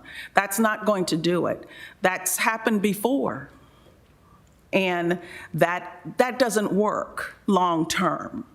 Because what you're going to need is develop communities where people feel proud of, and the people that live there protect, and the people that live there preserve, not just the owners of the properties there that live somewhere else in a corporate office that are not connected to that community, but the people completely own the neighborhood and all that is in it that makes it a great neighborhood.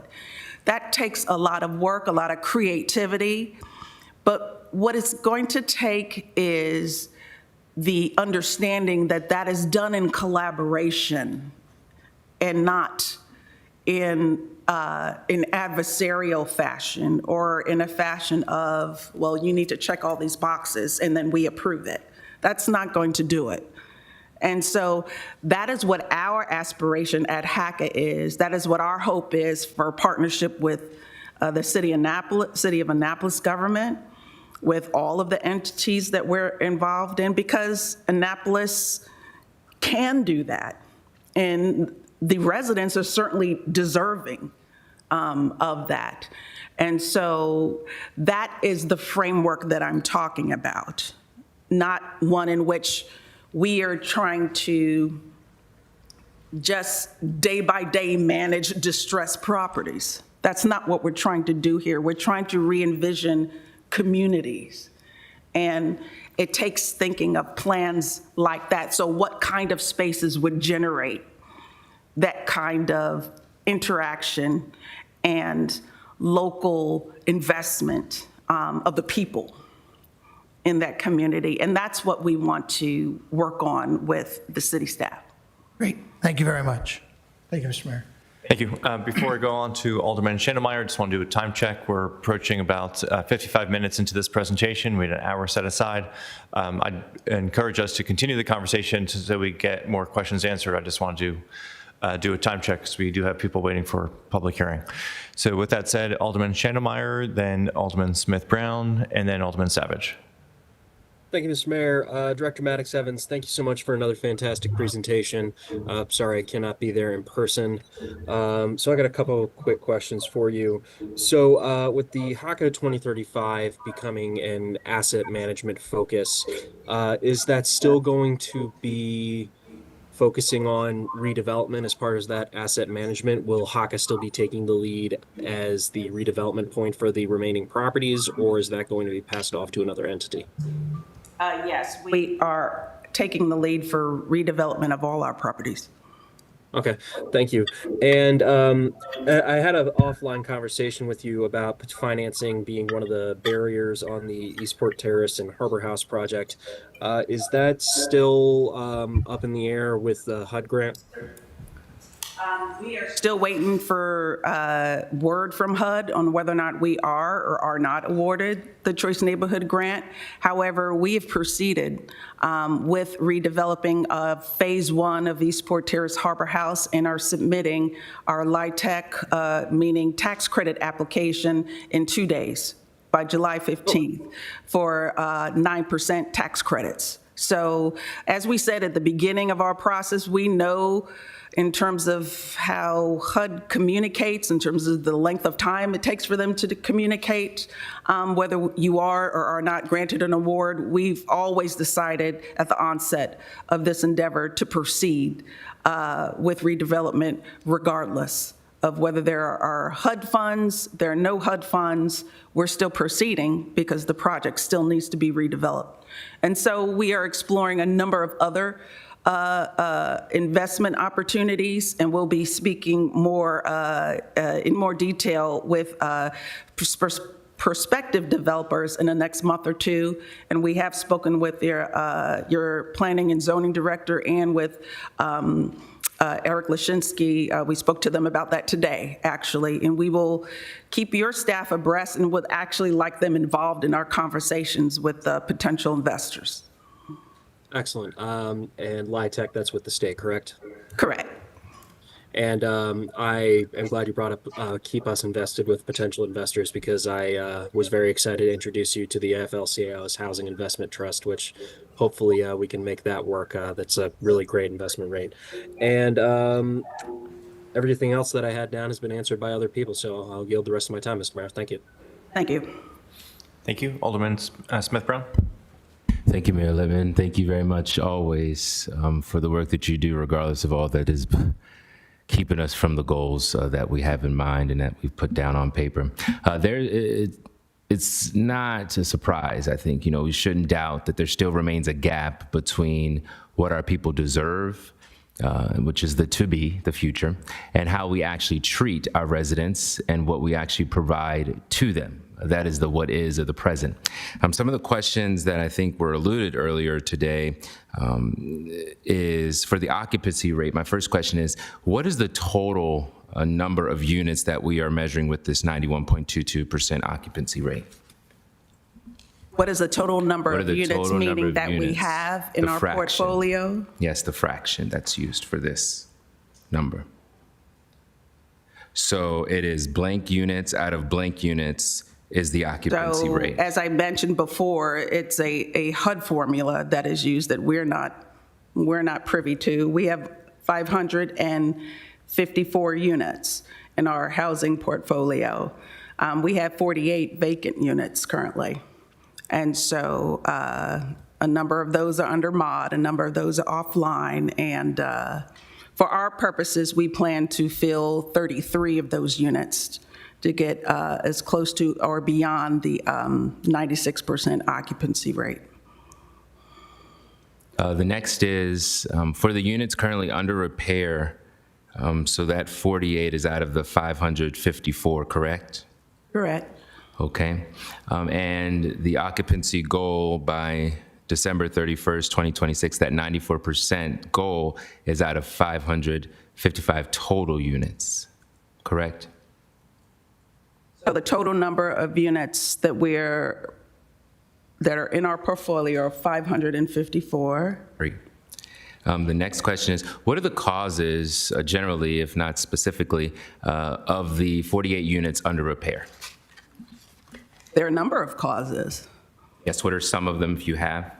Maybe the major causes or the most of Normal them? wear and tear between occupancy of units. It could be any type of repair that we find that needs upgrading or repairing. So it varies. It depends on the use of the unit and or the issues that a particular unit is experiencing. Some more extensive than others. So for example, because of the age of the units, a normal flip of a housing unit for occupancy purposes should take a week, 5 days, for a unit that is within current modernized standards. So the average time for a quick turnaround for a flip of one of our units is 30 days because of the extent of the repairs that are needed. So if a repair is needed in a floor, we oftentimes have to replace subflooring because of to ensure integrity. So that adds 2 or 3 weeks onto a turnaround time. For an example, replacing cabinets can take up to a month to get because of ordering cabinets or doors. Even screen doors, we've waited 2 or 3 months for screen doors to come in. Those are supply chain issues. The average cost of a unit turn is $20,000 to $30,000 for one unit to turn one of our units. Normally, it should be maybe $5,000 to $10,000 max to turn a unit. So these costs are significant. So, which requires us to negotiate down pricing of contractors, which adds time to get quotes and then re-quotes and then get quotes again. And so, if I had a couple $1 million, I could just go ahead and fix everything, boom, like that. But that's not how our resources are given to us. And so we address emergencies, urgents, and then we address all things according to the resources that we have and the ability to get that work done in a reasonable, costly manner. And so we recently went out to bid for contractors. Again, we do that when the when the contract terms are up for our contractors.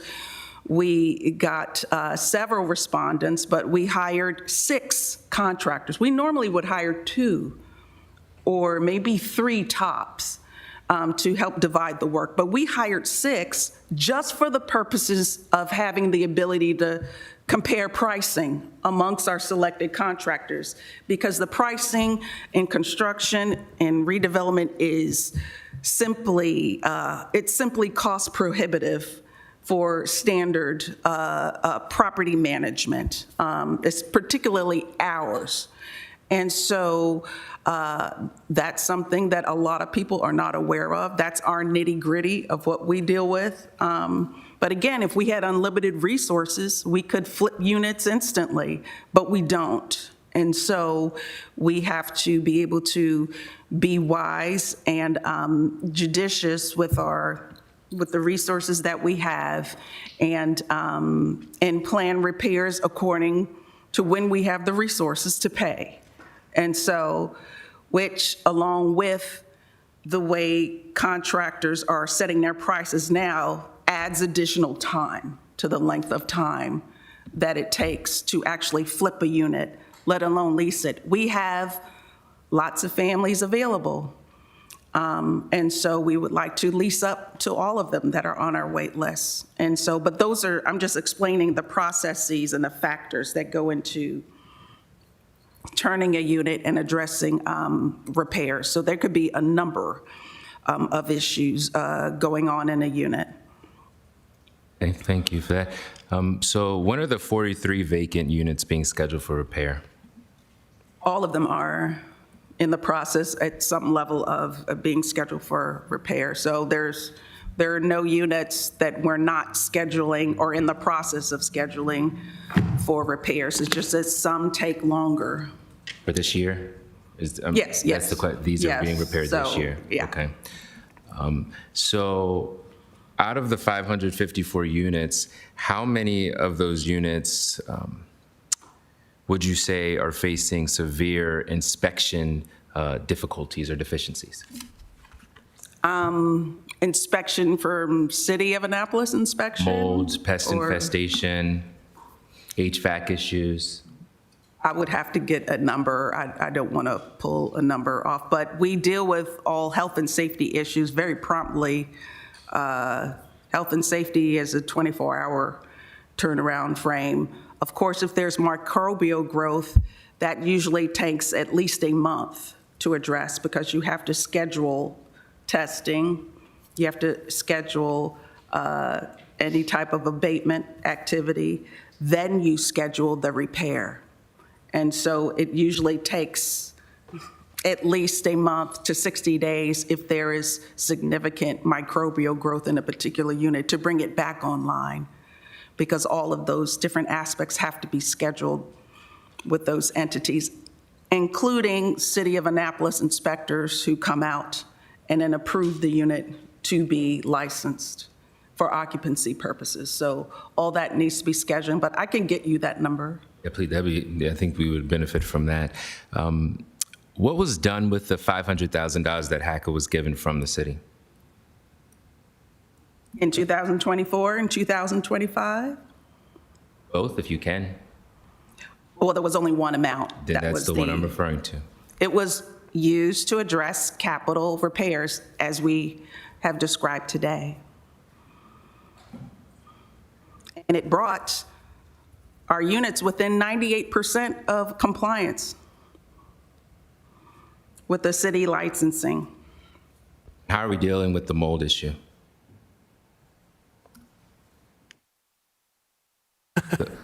How are we dealing with the mold issue in our housing complexes? How are we dealing with it? 554 So units, how are we dealing when with we are made aware of microbial growth, we initiate our program, which is the mold abatement program, which is you schedule a unit to be tested by a third party. Then you wait for the report from the third party. Then you inform the contractor of the repairs that are needed in accordance with the report.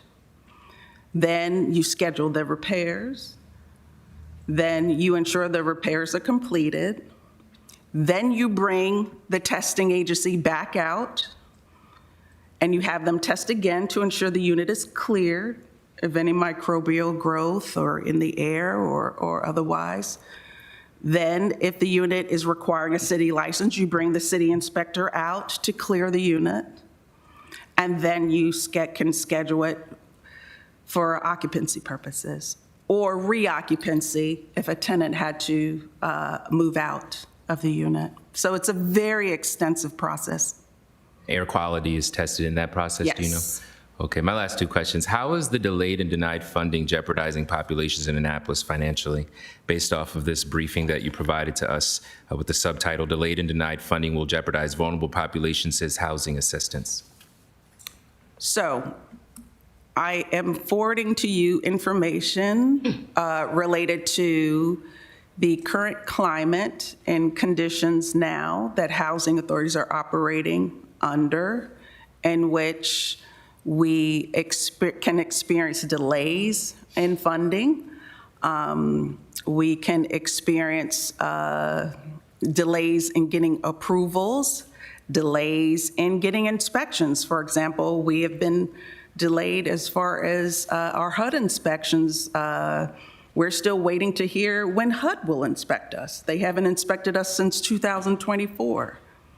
And so we're waiting to hear when they will inspect us, so we anticipate that. So it causes several layers of delays that impacts our operations. So what we have to do is manage and juggle operations in anticipation of when we predict we will get, it is most likely when we will be funded in hopes. And we continue to advocate if we do experience delays. So for example, we experienced delays last year in our Housing Choice Voucher program. HUD was delayed in providing voucher funding to all housing authorities across the nation.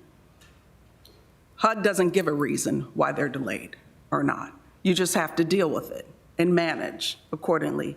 You're rarely given notice if there's a delay. We are funded, funds are directed to our agency and directly deposited from the federal government into our accounts. So it is anticipated that the funds will be there. We don't know that funds are not there until they're not there. So then we get on the horn, find out whether that is a local issue or systemic, across the nation HUD issue. Most likely, in the past year, there have been several instances. We were delayed in getting our public housing operating funds last month. What reason? None given.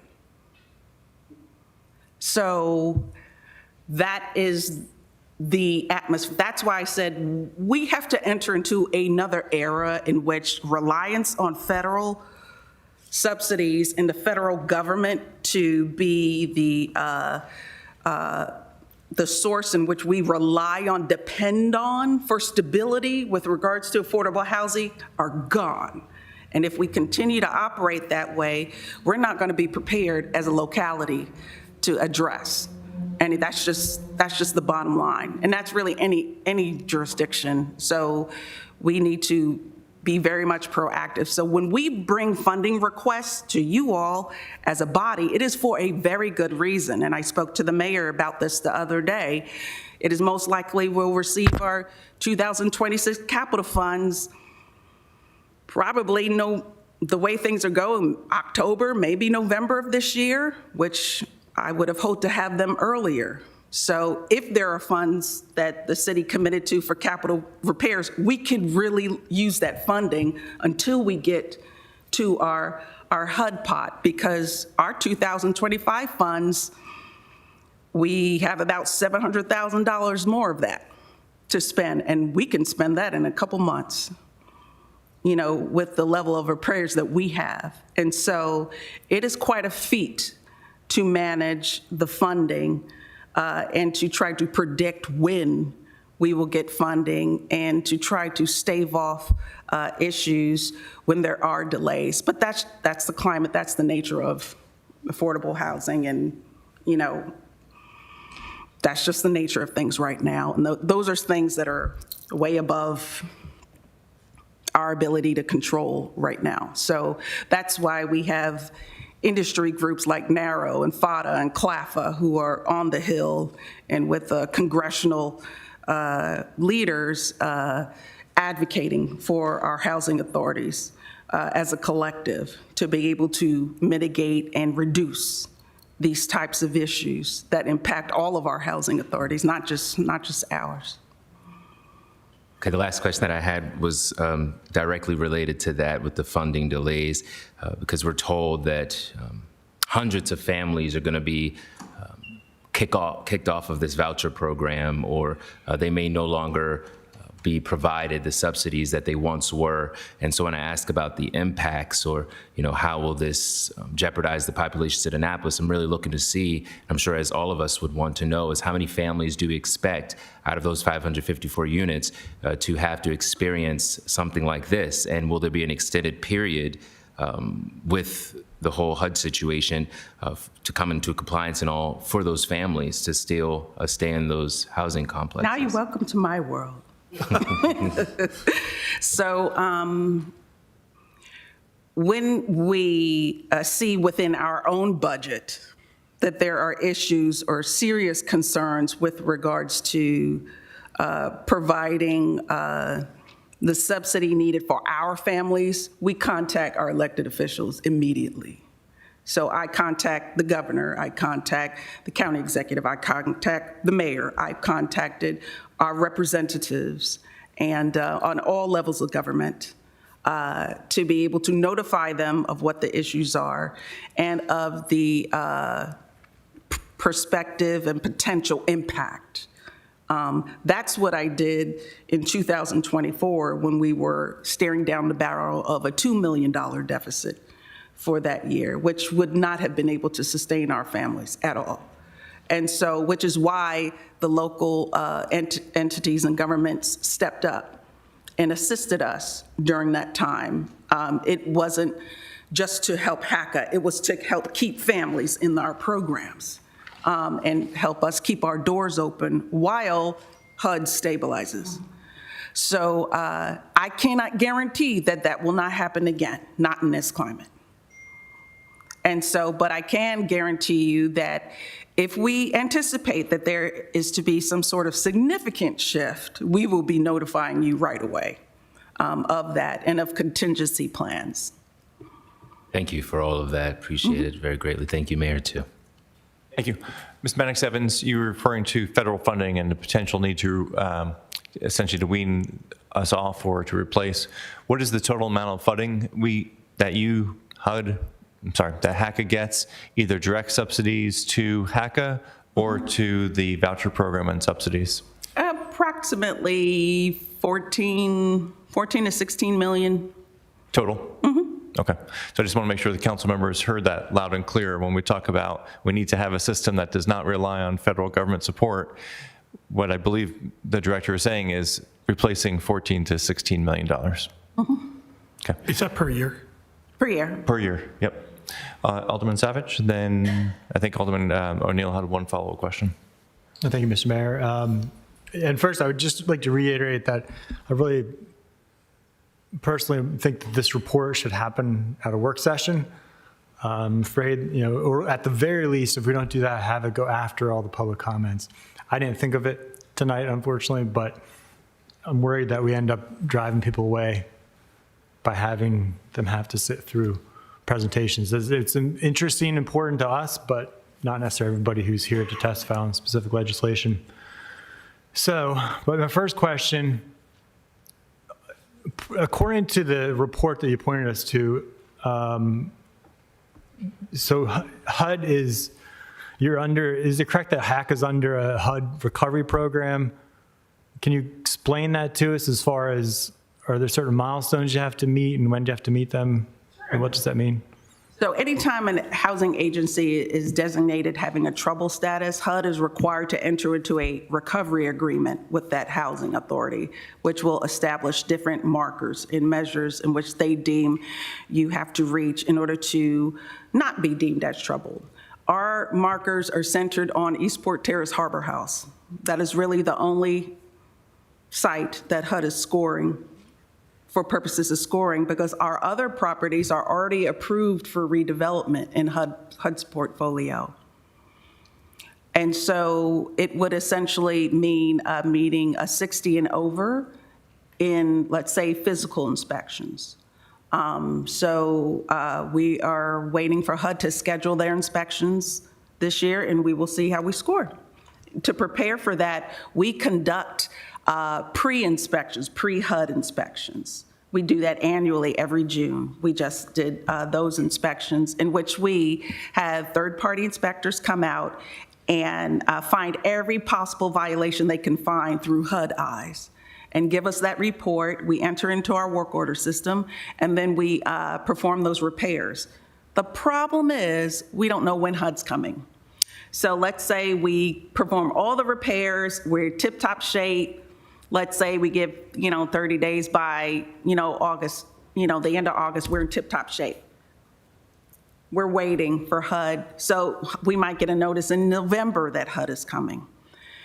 So we have to do we have the challenge of keeping the unit compliant, which is sometimes not in our control.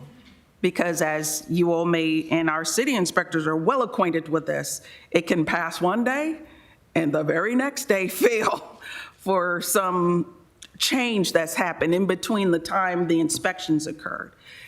So we try to address all of the systemic things that HACA can control.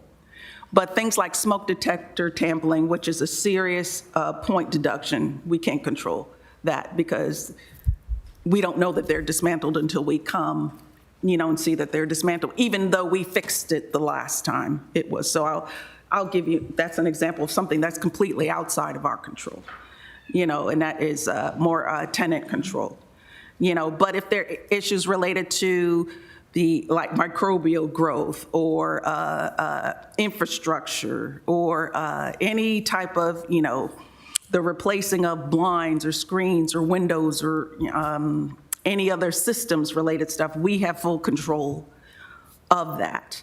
And so we put a plan in place to address those things. The other factors are the vacancy rate plays into a factor. Rent collection plays a factor. And HUD tracks pretty much all of the performance metrics of a standard property performing up to par. And they have their own formula system in which they calculate what the actual scoring is for those particular, those are just a few, that's not all of the factors, but I just gave you a highlight on some of the major areas. So areas that we can control is getting our audits in on time, completing our unaudited financial application in on time. So those are things that we do and that we can control and we have done, in the past couple years. Things that are somewhat out of our control or partially out of our control are rent collection, because our rent collection system is not tied simply to standard rent enforcement. It's tied to the city inspections process. And because of that, we lose months' rents for rents that are unlicensed. So we can't collect. So our rent collection numbers will be off for HUD purposes because that's money that we can't recapture at a loss to our agency. And that's a local issue that impacts our HUD scoring. There's nothing we can do about local law. There's nothing we can do about the way HUD scores. And so we will have to do the best we can with regards to that metric, for example. So, but there are several other, and I can give you more information on the system of the scoring system if you would like, and if you're a super technical person, you would probably really love it. Yeah, I can give you that information if you'd like more detail. Well, I think what I would like at some point is just better understanding of what your plan is to get out of that agreement, and in particular to get those improvements that you need at the Eastport. Another aspect of that plan is redevelopment. Okay. The ultimate plan is redevelopment. And that is actually also part of our recovery plan. HUD is requiring us to have a plan to redevelop the property, not just the current performance metrics of that property. So they want to know who are the developers you've hired, what is your site plans, what is your concept plan, what is your plan to redevelop the property. We have to produce that to them as well. And so, and I noticed that the rent collection was 69% in May, down from 74% in April, which is roughly what, $45,000 a month. is that particularly focused on the Eastport properties? Yes. And so what can be done to improve the rent collection? Because I mean, this has been an issue for a number of years, so I'm just, Right. what do we need to do to get that So resolved? Because I know that what that helps ties into you our not being rent able to pay collection for the is our improvements. properties being licensed and us proceeding in court with ejectment actions. We can't proceed in court with an ejectment action without a license. So it's a non-starter if we don't have the license. We have to get the license for that unit. Once we get the license, we proceed in court. Resident has more incentive to pay rent and/or enter into a repayment agreement. And so that is our enforcement mechanism, our deepest and most effective enforcement mechanism. Right, but I mean, it's this whole cycle that we've been dealing with for years, and we can't license units that fail. You can't collect rent on them, which means you can't do all the improvements that are needed on these units Correct. to be able to get them up to licensing, right? So again, it's been happening for years. I'm just really would like to dig into what the Won't plan is at change some point. that cycle until we redevelop the property. That's not a sufficient answer for these residents who have to live in those conditions. I mean, that's just not. That's not saying we won't address the reason why the unit is unlicensed. We address those issues. But if you're asking for the long-term solution to get out of the loop and the cycle of always having because every single year we could potentially lose a license for a unit and then spend that year trying to regain the license back because of the condition of the unit and the age of the unit and as I mentioned earlier, the amount of funds it takes I've had units that I have spent $50,000, $80,000 to repair and fix. That is not any small amount of change. That we're not talking about $10,000, $8,000 here to flip a unit. No, that's not what we're talking about. I've had units that I have had to go in multiple times for various issues, of which I won't go into, to address similar things. And so large costs of money to do that. And so the loop will continue as long as you have aged units, because there will be a reason that unit loses the license, most likely. Now, in the meantime, we address the issue, we regain the license to get it back, and we go through that process, but we've lost months where the unit is not licensed, which means I've lost income for that particular unit. And so that's why you will continue to hear these issues as long as the units are in the condition that they are. And so, which is why we are on a mission to redevelop the property. But that's a long time out. I mean, so do you have an estimate on what you need to get these units up to par? I mean, because right now, looking at Eastport Terrace, all of the unlicensed units are in Eastport Terrace and Harbor House, right? 66. So I just really trying to get my head around like what the cost is, what the plan is, what's the time frame for residents. Is this?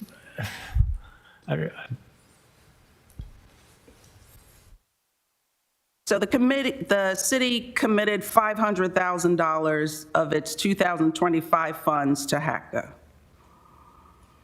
It would be great to receive those funds to assist us. So if you're asking us, what do we need the funds that you've already committed.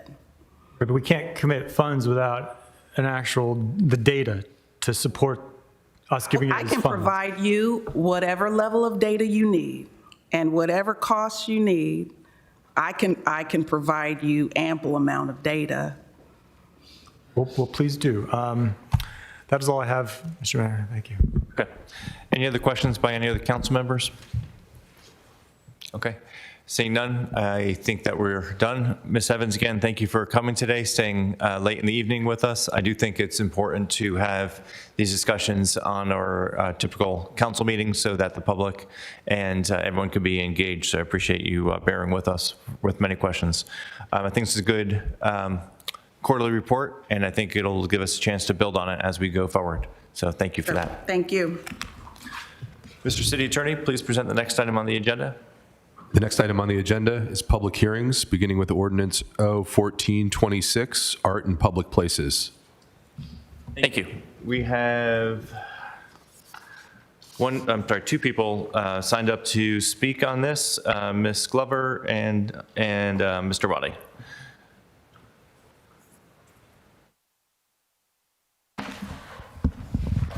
And now for something completely different. Just a courtesy reminder, name and address to start, please. I'm McShane Glover at 124 Archwood Avenue, 21401. In truth, the council solved most of the Art in Public Places Commission's problems when you remove the members. What seemed to be lost in the discussion is that this commission, established in 2001, functioned very well for a very long period of time. And that's why I gave the ancient report that is an authentic copy of something that was written almost 20 years ago now. Anyone who has watched recent meetings could see that personalities were the primary difficulty. When the players aren't following the rules and the referee is otherwise occupied, your first impulse should not be to tear up the rule book. The commission and this legislation was developed with very little input from anyone who knew how AIPPC functioned in the past, who could have provided information on the current problems. Concerned stakeholders reached out to be engaged in the process. Sometimes there were meetings, sometimes there wasn't. Either way, there were one-time events. There was no dialogue, just input. The first action under the new process was to deny a grant to the Annapolis Arts Week because it wasn't a permanent visual installation. Nobody stepped up and said, that's not what the legislation requires. So thanks to the Ann Creative, we had an Annapolis Art Week, but the city of Annapolis wasn't involved in it.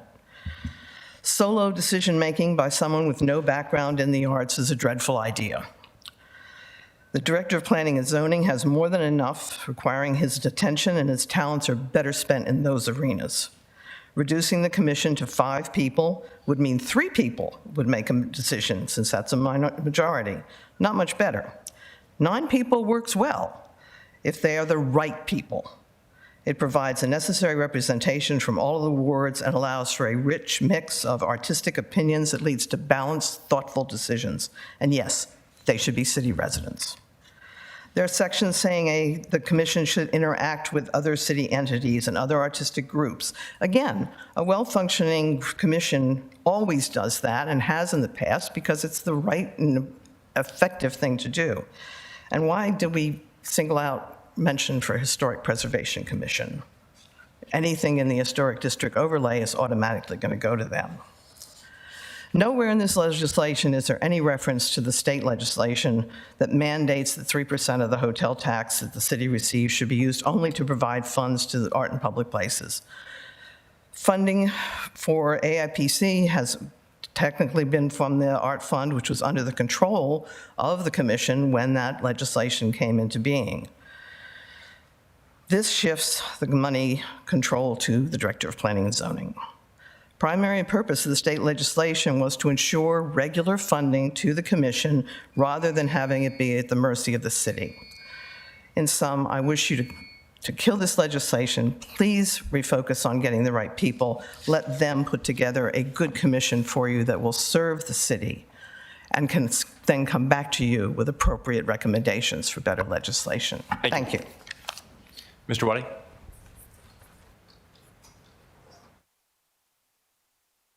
Hello, my name is Stephen Waddy.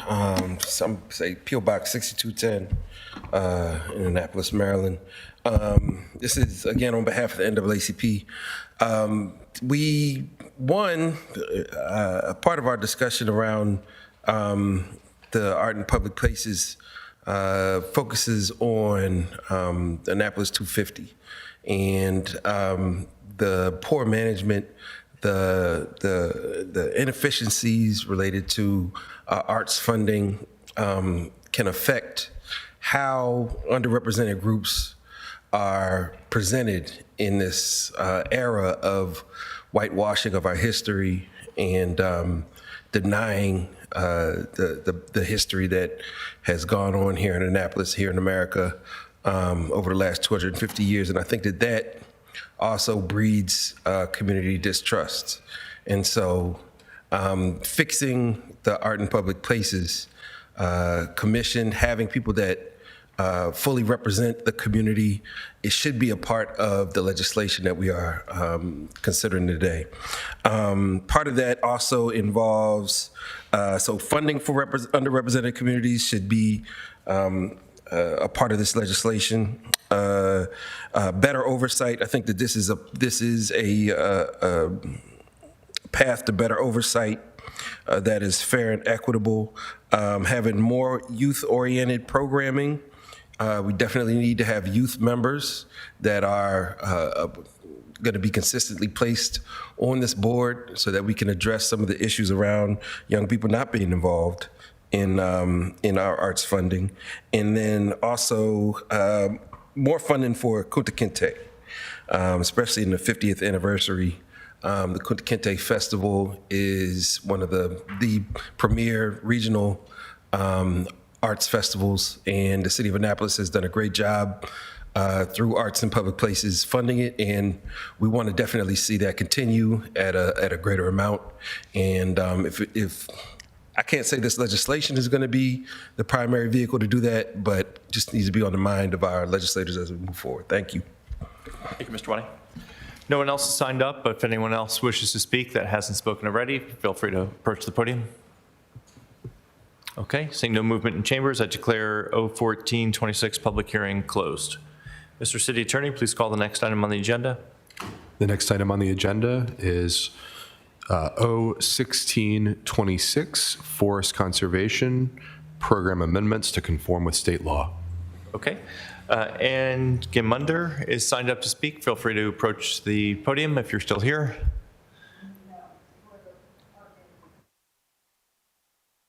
Okay.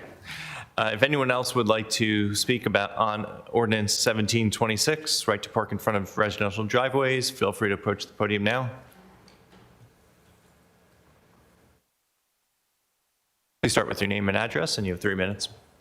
Yes, my name is Ann Gamunder. I live at 12 Horn Point Court, 21403. Thank you, Mr. Mayor, the City Council, for giving me the opportunity to speak.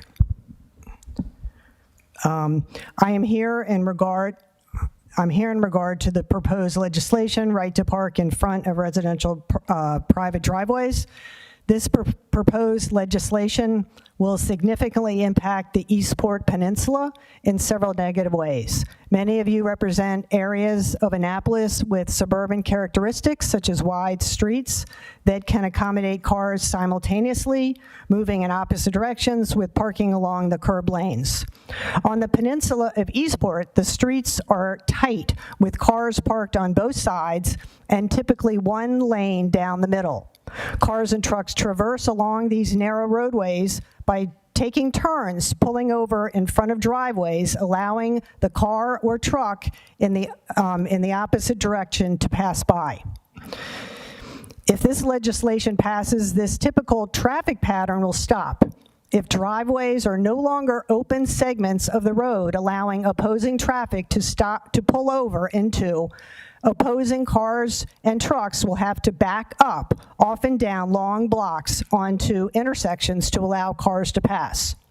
Cars and trucks encountering emergency response vehicles will have nowhere to pull over to. Have the fire and police departments weighed in on this proposal. Cars and trucks on one-way streets will be blocked by delivery and garbage trucks having nowhere to pull over to. Residents will encounter people parking in their driveways in order to pick up takeout orders or drop something off, risking a ticket or doing it with impunity because they know they will probably get back to their car before police or traffic enforcement arrives. Drivers will respond to these unnavigable traffic patterns, particularly on Chesapeake Avenue, by pouring onto Severn and Chesapeake Avenues, straining already congested roads. The narrow numbered streets will not fare any better. Are traffic and safety studies being ordered to add to the decision-making data? Our residents are frequently sharing the road with large delivery and garbage trucks, food and beer trucks, trailered boats, and party limos. I hope this better describes the seriously negative impact the proposed legislation would have, particularly on the Eastport Peninsula. Thank you for considering these implications when making your decision. Thank you, ma'am. Is there anyone else that would feel free to approach the podium?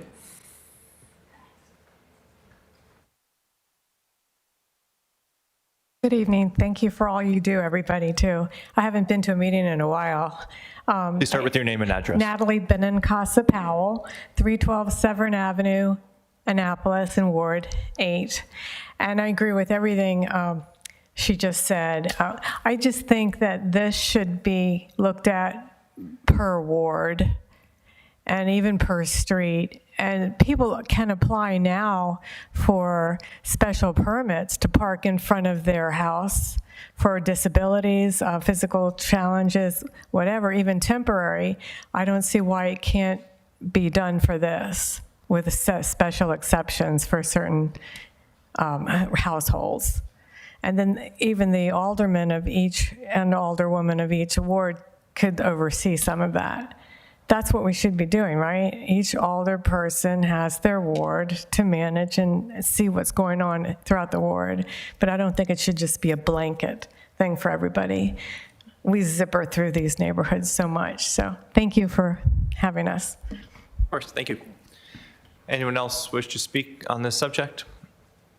Okay, seeing no movement in chambers, I declare the public hearing on 01726 closed. Mr. City Attorney, please present the next item on the Mr. agenda. Mayor, point of information.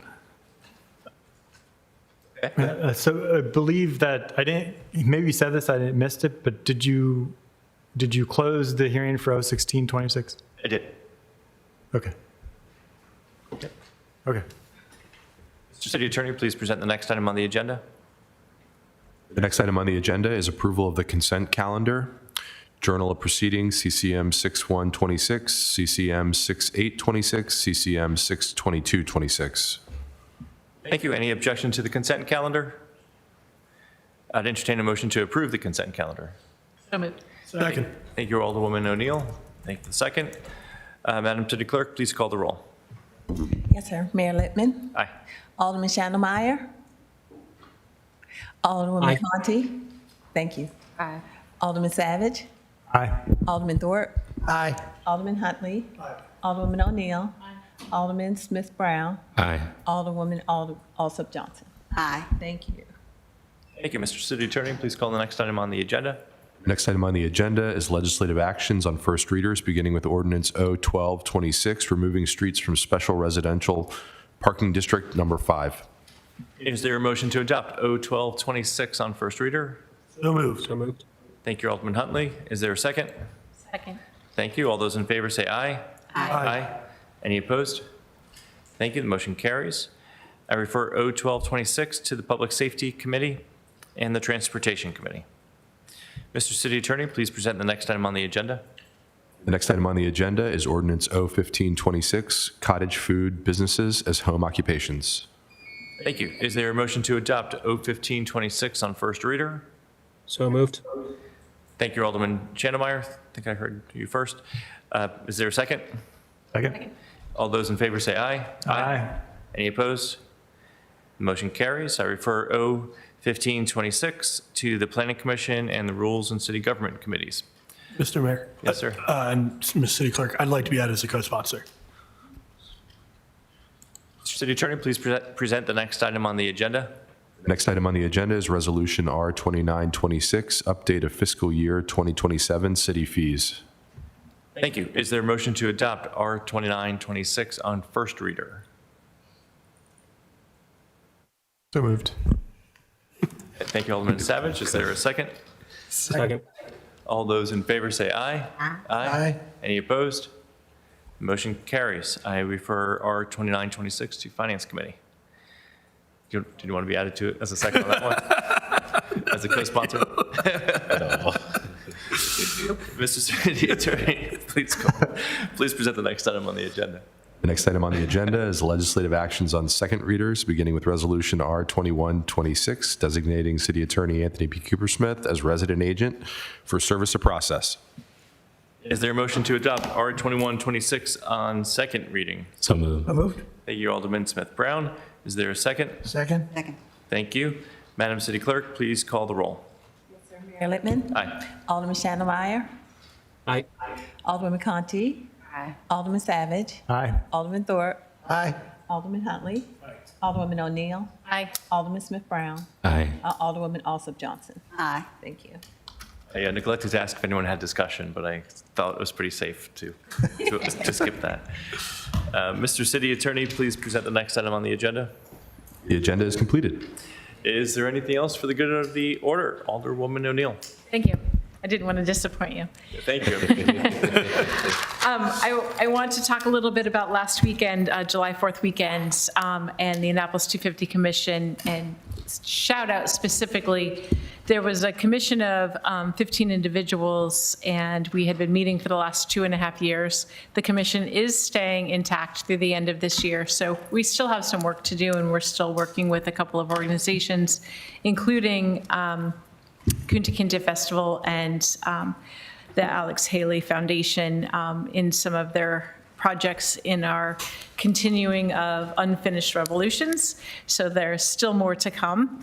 But there's a few people that I really wanted to just shout out really quickly.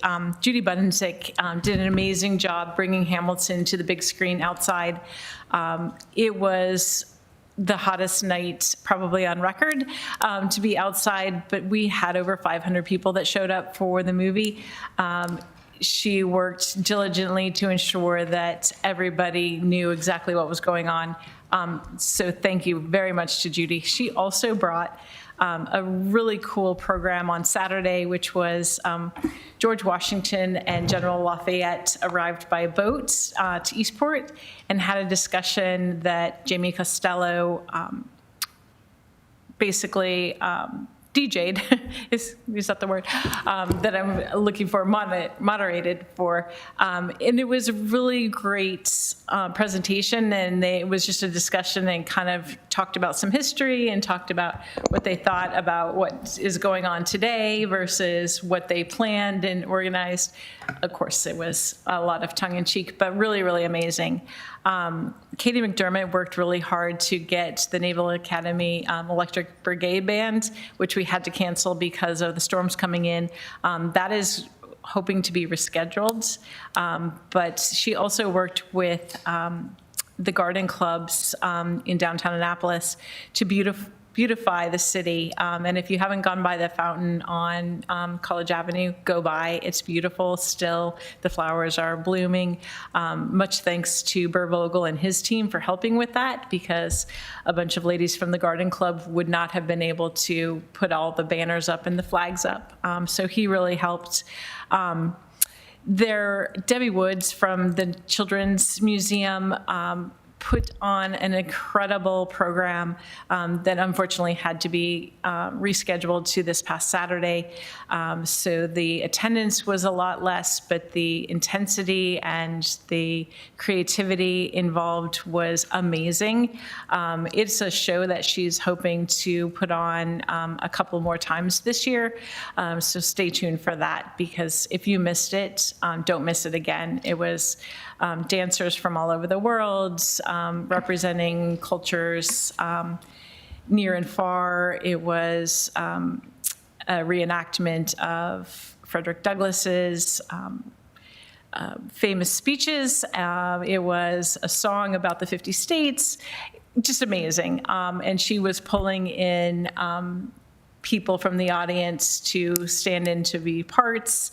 People very happily stood up and took that challenge, which was amazing. It was a lot of good solid community involvement. So I just wanted to give those few individuals. Joanne Vaughn served on our commission. She was in charge of all of the signage, the passports that are out, and she really led the charge on making sure that our event was well branded. So everywhere you looked, you saw Annapolis Celebrates, and we're going to continue to celebrate. So those were a few of the many that really did a great job. So.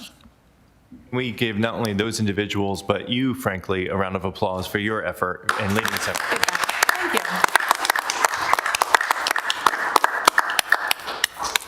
Anyone else for anything for the good of the order? Alderman Smith Brown? Okay, thank you. Thank you, Mayor Littman. So for the first time in the history of our city council and in the city of Annapolis, we will be facilitating, organizing, creating a caucus on the city council. And that's the announcement for today with more details to come. That was what? I heard all of it until the end. Oh, so I'll just repeat. For the first time in the history of the city of Annapolis and our city council, we are formulating, creating, facilitating, organizing a council's caucus. There will be a caucus being formed here in the city. Thank you. That's all for now. Thank you. Okay. Was there anyone else on this side? Alderman Thorpe? Yes, thank you, Mr. Mayor. I would like to commend our colleague, Alderwoman Daisha Conti, for hosting a picnic at the Harbor House Pool last week, where she took it upon herself to organize burgers and hot dogs and chips and sodas. It was a heartwarming event at the pool. More than 30-some kids in the water. That number again, if not more, of their brothers and sisters and moms and dads. And it was just a really great community event and testimony that the residents of Annapolis' money that has been used to invest in those lifeguards, who, by the way, were also very impressive, but a testimony that that's money well spent. So huge kudos to Alderman. Okay. Anything else? Feel free. I'm looking at you too, Brooks. Don't worry. There being no other items on the agenda, I'd entertain a motion to adjourn. So moved. Thank you, Alderwoman O'Neill. Is there a second? Second. All those in favor of the motion to adjourn, please signify by saying aye. Aye. Any opposed? This meeting is adjourned.